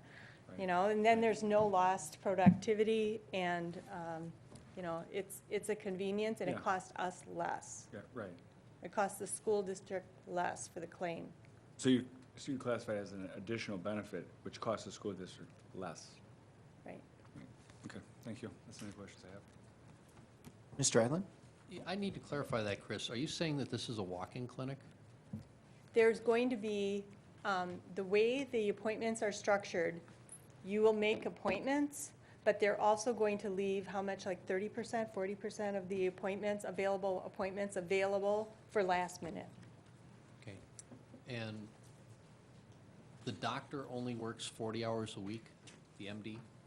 There's an MD, there's two medical assistants. Physician assistants, okay, Yes. why don't you just say it, you know. There's a full-time doctor, there's 2 full-time physician's assistants, and then there's 2.5 medical assistants, I believe, in addition. So those would be the primary care clinicians. So the clinic's open 7 to 7, the doctor's there, the MD's there 40 hours a week or less? Not Because less. I remember this conversation came up in the past when we were discussing the prep time and transcript time and all the other time that the doctor needs to get his job done. 95 hours a week of provider hours, Provider hours. right? Yes, I guess you don't know when the doctor's gonna be there. I mean, unless That's you have a some- scheduled appointment with him, Yeah. you might get him, you might not. You might get a PA, you might not. I mean, you might, Just like you do now when you walk down the street to Moreland Medical, or I go to Moreland Family Medicine and I call there and I don't know if I'm gonna see my doctor or if I'm gonna see the physician's assistant. It will work exactly the same. And over time, the staffing and the scheduling will be balanced off based on need and in terms of who's there and there. Once we start, we'll be able to balance out the schedule. yeah, I was just concerned because I remember the person from HealthStat who were teleconferencing said that the doctor wanted to get to know all the patients. That's impossible. Well, I don't remember that, but I mean, what will happen is the doctors will get to know their patients more closely, as Chris said. Instead of spending 7 minutes with the person, they expect to spend longer time with the person. And then the other advantage of it is that they start talking to somebody, and then they can walk them right next door to talk to the health coach, or talk about nutrition, or talk about stopping smoking at the same time. And, and it feeds right into the wellness and the lifestyle programming. Okay. Ms. Madden? I have to disagree with Steve on a couple of things, and one of them is, I think the county is being very generous in this contract. They're giving us 5 years free rent to see if we can get this going. And they're not saying at the end of the 5 years, you can't have this building after 5 years. It's gonna be an option. So they're really being good to the other 2 partners in giving us a cheaper startup cost. That's my way of looking at it. And the other thing is, I agree with you, Joe, I think this is an option for the policy that we give our employees now. If they want to use it for a zero office call, that's good. If they want to take their children there for colds or sore throats or ear infections, that's great. And they might prefer to go to their own doctor and pay the $10. So it's just an option that they have in their own policy right now. And whatever policy we give them, that option's always going to be here. I don't care if they take the high deductible or if they take the Cadillac. The clinic is an option that will always be there for them. That's the way I look at this whole thing. All right, I have a few questions. I'm looking at the contract itself. Okay. Some questions, some comments. I'll try and be brief, but I did go through the entire contract, and I did have a few things here still. On page 1, we're talking about the clinician, the governance group. We have a governance group, and there's going to be a chair of the Intergovernmental Health Group, the Advisory Council. How is that chair chosen? Where are you specifically, Joe? Item number 1, after the now therefore. Okay. So when we put the Intergovernmental Health Group together, which consists of, representatives from each of the 3 local governmental entities, how is the chair chosen? How is the chair chosen? I think Jim's been our chair all along. How is the chair? I think Yeah. that the intergovernmental, the 3-member group, which will be, it's initially is designated as the superintendent, director of administration, and city administrator. Between the 3 of them, they'll decide. Okay. Okay, so that's similar to the joint review board that we just talked about for our Okay. TID, that we actually vote on that essentially. Okay? Certifications, on page 2, I'm happy to see that we've listed out what those certifications ought to be. That gives me a lot of comfort. I'm looking at also on page 3, we're looking at a no later than November 1st open date. That's the latest date. What are we actually targeting? What date are we targeting? Yeah. October 1st. Okay. So about a 30-day, I guess, Grace period. grace period, thank you. I thought that, going on to page 4, there are 10 reports that we've defined. I'm glad that we defined these in detail. I know there can be more reports generated, and HealthStat points out that if we want to do custom reports, that we would be charged for those. I was a little concerned about that at first, but once I read through the 10 reports that we've requested in here, that would be essentially standard reports, I felt that they were pretty well detailed, and they covered a broad range of information that I think we need to manage our clinic. So I think there was a good job in putting those standard reports together. Going on to page 6, can you talk a little bit about the practitioner selection? It seems like we have, as we're hiring the people to work in the clinic, we also have some say in whether or not we move forward with those selected. Can you talk through that? And Yeah.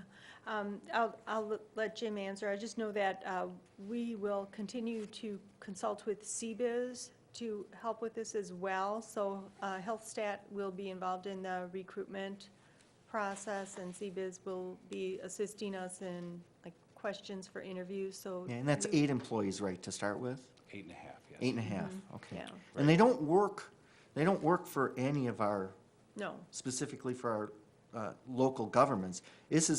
They're independent contractors. They're employees of HealthStat themselves. And so HealthStat will be hiring them as their employees on our behalf, but this agreement allows the partners to participate in the selection process of those individuals. The fit within our cultures and within our organizations are important, and so we get an opportunity to participate in the interviewing process and the selection process, and we have the ability to decline a clinician if we want. Okay. I think that raises my comfort level. Going on to page 9, we've defined an internal dispute resolution procedure. My hat's off to whoever suggested that. There will be some issues, I'm sure, that may arise, and we've had the foresight to make sure that we have a process there. Moving on to page 10, item number 7. I'm not really sure what 7.1 is referring to when we're talking about the confidentiality of information. Which parties are we talking about here, and how's that working? I just didn't, I couldn't quite follow that particular point.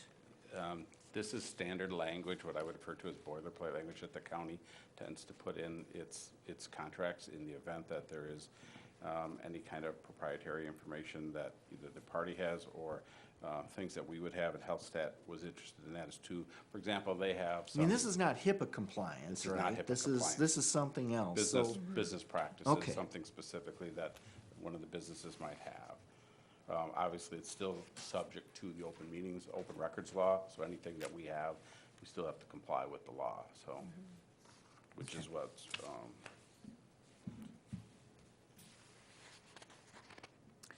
On page 8, we're talking about appropriate insurance levels. Lori, are those, from our perspective, page 11? Section 8 is what I was talking about, sorry. Are those levels appropriate? Are we comfortable with those levels? Are those pretty standard? Those would be our standard rates that we require anybody where we either ask them to be named insureds or vice versa. Okay.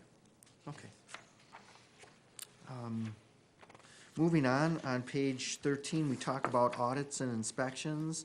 So I'm glad to see that we have the right to ask to audit essentially any report or any information. Obviously, there's a process to go through there. But I'm glad that that's spelled out in our contract, because there may be some point in time where we want to take a closer look at something in particular, and we have the right to look at those level of details. We may, just for an instant, want to have an audit of our own self-insured program. And this would allow those records to be open to us for our bigger project. Okay. All right. And then if you could talk a little bit in Exhibit B, we talk about, and that's on page 19, we talk about a good faith deposit. Can you explain how that's working and how that will be utilized? it's basically some startup costs, and then the amounts will be, that's a good example of how costs are shared based on the percentages, and those dollars will just be credited against our first month's billings. Okay, so the total amount is that $100,208.34. We would have 44% of that cost to get going as the good faith down payment. Correct. Okay, and then that's just to kick things off, and as we incur expenses, that gets dwindled down, and then they're gonna start the invoicing process, the normal invoicing process. Correct. Okay. Nice. I think that was the extent of my comments and observations. I also agree with Pat Madden that I kind of looked at it in the light that you did, Pat, that, you know, our costs are reduced by the generosity of the county of having 5 years rent-free. And Steve, I know what you're talking about in terms of the end of 5 years, we're gonna see where this thing goes. And actually, I would hope that we're not just analyzing this thing at the end of 5 years. We're gonna be analyzing this every year. And we're gonna, I think this is gonna be one of those hot buttons that we're not gonna let 5 years go by. We're gonna be looking at this on a pretty regular basis. And we'll be asking for reports back from either Lorian or Chris as to how this is going, and I think from a couple different points of view. There's the intergovernmental agreement. How are we working together as three local governmental entities? That's kind of one level of how are we doing. And then I see the clinic as a whole, and then I also see HealthStat as the company that's managing the clinic. So I really kind of have sort of three broad areas, if you wish, of analysis that I'd like to see our team report back, and/or maybe the intergovernmental team report back periodically throughout the course of time. And it might even be more intense the first year, just because, it's brand new to us, and it's a really important item. Other questions or comments? Yeah. Yes? I just wanted to express my concerns about the 5-year agreement. I would have a greater comfort level if the county would have come to us and said, first 5 years is free, 6th year is going to be this much, 7th year is going to be that much, 8th years, and this is just for joining us as a partner, thank you very much. We're not being told that. I'm hearing, we'll make up our mind and do what we want based on our needs, not your needs. And so I don't have a comfort level that we're going to be in the same position 5 years from now, and then all of a sudden we're going to be experiencing a whole different set of expenditures on the clinic than obviously free for now. So if this were a long-term venture between 3 governmental entities, I would have felt more comfortable if I personally thought they were more sincere. That would be my comment. Thank you. All right, this is an action item. I'd be looking for a motion, unless we want to continue the questions and conversation too. Ms. Madden. All right, I will make a motion to approve the HealthStat contract with the county and the city. Okay, is there a second to that? Second. Further discussion and or comments? Okay, take it to a vote. All in favor say aye. Aye. Aye. All opposed? No. It passes, Lori, 3-1. And this will move forward to our full board meeting, which will be held this Wednesday on May 14th.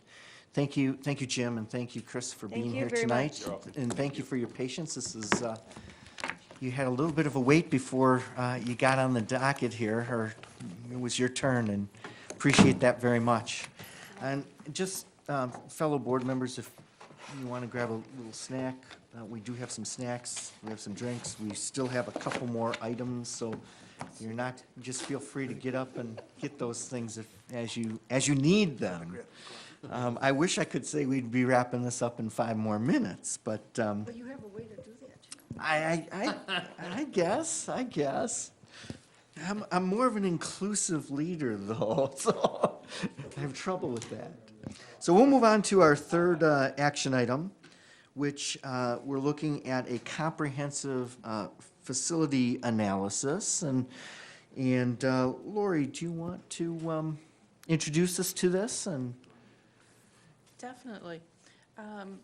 At our last meeting, there was interest expressed on how we can be able to fund more facility projects, get our activities done faster rather than over a 5-year period. We've got many things within our facilities that we would like to address as far as improvements or maintenance items. And so this is a suggestion on a way to get there. The revenue limits offer us the opportunity to do an energy exemption. So it allows additional funding within the revenue cap format for projects that produce an energy efficiency or address a safety concern. And in order to do that, we have to identify those projects and determine if there's a payback that makes them qualify for an energy savings. And so this proposed contract would do that. Siemens would walk through our buildings, would walk through our buildings, identify our facility needs with the focus on energy and safety, and come back with a thorough report. From that report, then, we could identify the projects that we would be interested in moving forward with. The study, so this agreement just approves the study. Long range, if we're happy with that and we want to advance it, we would then, prior to setting our tax levy in October, approve the projects that we wanted to go out and borrow funds for. Just because they qualify doesn't mean we have to levy additional taxes, but it gives us that option. So this would be step one in that process.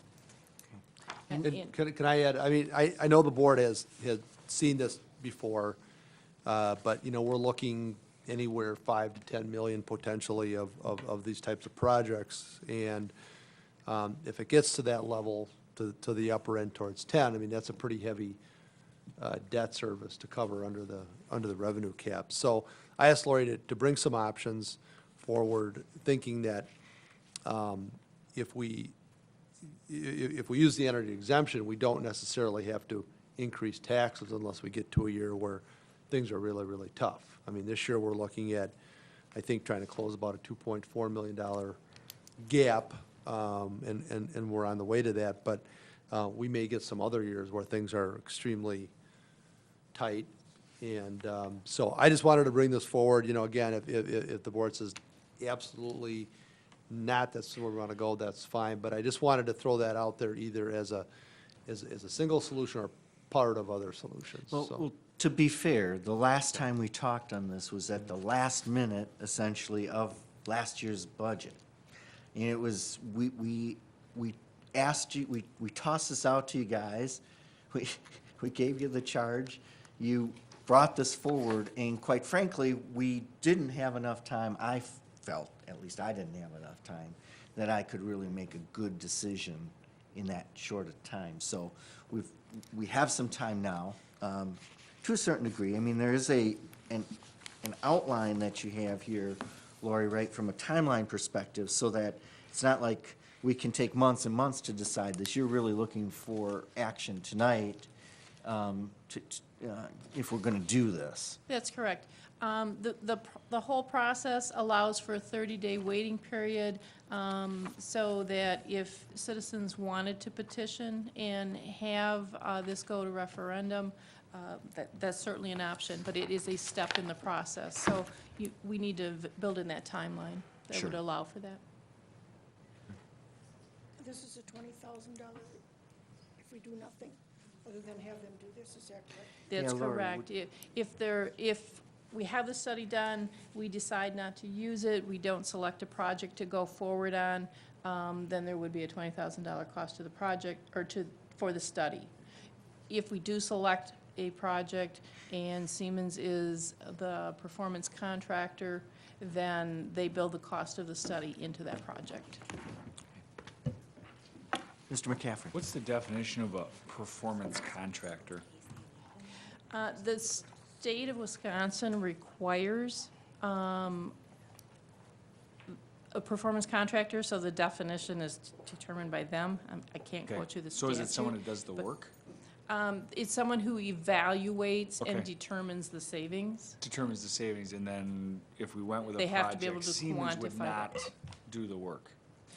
They would act as the general contractor, Okay. and depending on what the project Okay. was, because they're the ones on the line with the guarantee. Right, okay. So they would act as the general, which is how they would get paid. And Correct. if we don't go with anything, then we would give them $20,000. That's correct. Okay. The idea is that the savings helps pay off Right. part of the Yeah. debt service. Now, you know, whoever we go with, whatever we do, we're probably going to get some savings here in any Okay. event. But Yeah. again, we were just looking for some different Right. alternatives here, depending on how big this could get. I think if we're really serious about doing as much as we can, I don't think we should say, okay, we'll do some and not others. I think, you know, if we're gonna really go out for debt, the kind of debt that is significant, we should do it all. But if there's some opportunity to kind of protect the Fund 10 budget in future years, that's kind of what my goal was. Right, okay. If no one's in favor, that's fine too, but I thought different circumstances, let's throw it out there as one option or part of another option and move forward. Because it would be good to get some of these projects done. Oh, I would agree. ASAP, so. Well, and there is a cost to issuing debt. Yeah, oh, yeah, And- most and definitely. there is an economies of scale, so the larger the debt, the less the issuance cost as a percentage. So according to the state, in order to make this work, we need Siemens or a like company to come in and tell us what we need to do. We can't say, hey, we need to switch the lighting in our parking lots to LED. That's not gonna cut it with the state. We could identify the projects, We but just- we would still have to Right. have somebody step forward Somebody and do come the in and say, value. yeah, they're right, Yeah, to calculate those. which is exactly what it is. They're verifying our intelligence, which makes me very sad that the state requires that. Thank you. Mr. Evan? This is eerily similar to the Honeywell proposal. Same process. Yeah, same format, only in this case, Siemens has a direct conflict of interest because we're looking at offloading costs out of Glenn's budget. About 50% of our buildings have Siemens energy management systems in them. The other 50% of our buildings either don't have them or have stuff that's desperately obsolete. And we're in a world of hurt in that area. And the one person who we had who looked at the Siemens and all the obsolete ones quit. So now we have nobody.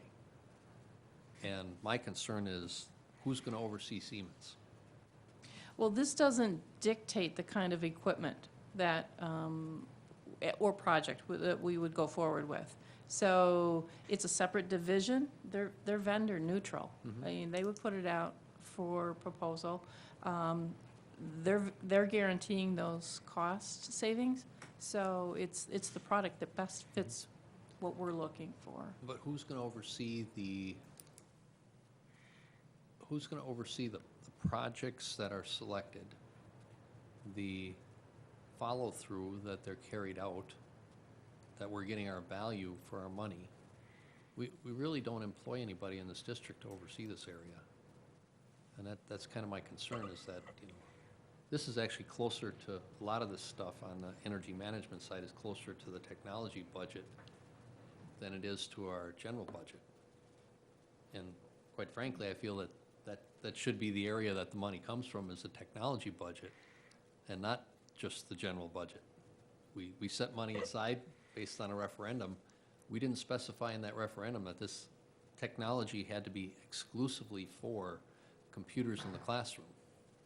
I mean, we're using it for the phone system now, which is a facilities issue. And these computers, which control HVAC system, lighting, exhaust fans in buildings, are all technology related. And that's where the big bucks in Glenn's budget are right now, are in replacing those aging systems that control everything. The energy saving projects, man, we picked the low-hanging fruit a long time ago. If we hadn't, shame on us. We're not doing what we said we were doing the last 3 times we've done this. So I think we need to. Well, they're not, and I need to say it again, it's not all energy savings projects. It also looks at security and safety concerns.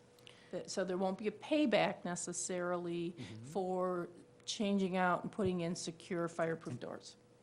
But it's something that would qualify under this type of borrowing. And correct me if I'm wrong, I mean, there are the GASB and just best practices from an accounting perspective. These are facility and management kinds of expenses, and we have to report them in a certain manner, correct? They Certain definitely would be. accounts and. Sure, the nature of the product determines the, the object and function of how we report these back. Yeah. I don't know if that answers your question, but it dictates how they're reported.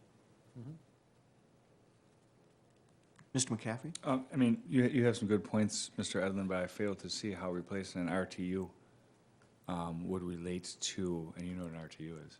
Yeah. Oh, I know you do. Would relate to the technology budget. Oh, I don't. Or No, no. wrapping our pipes in insulation, or changing out our lights to LED. I mean, I No, think that's. I'm not referring to any of that. I'm referring specifically to the software and the hardware that controls that RTU, that controls the steam flowing through that pipe, that controls the controls that operate an air handler. I don't think traditionally that's part of the technology budget, so why would we add it now? That'd be like adding, Because it's technology. so is the car that we use on, so is the car that we use for auto mechanic shop. Should we put that in the technology budget? Or how about the welding equipment, or the printing press? It's all technology. Low tech, high tech, it's still technology. We would not be able to jam everything technology-based into the technology budget. The phone system was in there, Okay. because that has traditionally been part of the technology budget. That wasn't something that we just jammed in here. But the This maintenance- year, But the maintenance department takes care of your phone system. how so? We They didn't actually- install it. We actually have. I believe that Well, Steve's crew Well, installed it. they might now, but I mean, the new one they won't. I don't Right. believe they will. No, The that's- new one they won't, right. Yeah. Right, so But, maybe we should take what the maintenance department was using to maintain our phones and put it in the technology department. Okay. Well, the reason I say mean- that is because we're already above revenue limits with the technology budget. We lose state aid every year because we're a negative tertiary district, because we exceed those revenue limits, because we have a technology budget.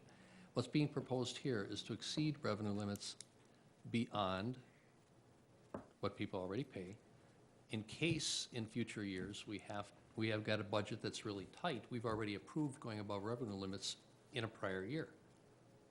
But the board is the one that ultimately controls the tax levy. So if Right. they say, look, we're not gonna, we had this plan, we think you can make it, we're only gonna approve enough taxes to cover the debt service minus that amount from Fund 10, I mean, the board still has control of that, but we may be in a situation where one year we have to go up. Let's say we have like 2 years ago, we had a windfall state aid, then it might make sense. And again, I don't know that we would put a full, $10 million under the exemption. Maybe it would be a much smaller piece, because some of the projects that I envision probably wouldn't qualify under the energy plan at all. The bottom line is, I think whatever we do need that person to oversee that. I was kind of counting on you to do it, Mr. Edlin, but, well, seriously. So that's gotta come from I don't know everything we administration. Seriously, though, we in other districts, we would typically hire an independent, we'd make an employee. Now, these were primarily construction projects, and even though we had a general or a negotiated general or a construction manager, we had our own person that had expertise in these areas, especially in the mechanical engineering portion of it, because that's the piece that, you can see when brick is done poorly, but not necessarily plumbing and those kind of things. So either way, I mean, if we're talking about a significant amount of dollars and we're looking at between $5 to $10 million, it would make sense for us either to hire someone with a PE, either temporarily until the projects are done, or maybe somehow build that into the department, because, I mean, I've not been in a district typically that doesn't have a PE on staff somewhere, either as the lead person or as an assistant. And it's been very, very helpful for these kind of projects. Well, that kind of goes back to my point is, if we did something like this and to me, in my opinion, you're overpaying for what you're getting, because all this stuff's been recommended so many times already, and our people on the ground have made recommendations that, quite frankly, they all get ignored over the years. And these are the people who deal with the stuff every day. And they're just told, thank you for the recommendation, that's it. But now we're willing to pay somebody to tell us something that our own employees have been telling us for a long time. So somebody comes up with a list like this, and who's going to make the decision, we should do this, we shouldn't do that, and what's their qualifications, and why are we doing it? We don't really employ somebody of that skill level. So Right, I mean, we're missing a number of pieces there that we Right. need to hire Yeah. soon, but irregardless of whatever direction we go in, we're gonna have to either contract for or hire that kind of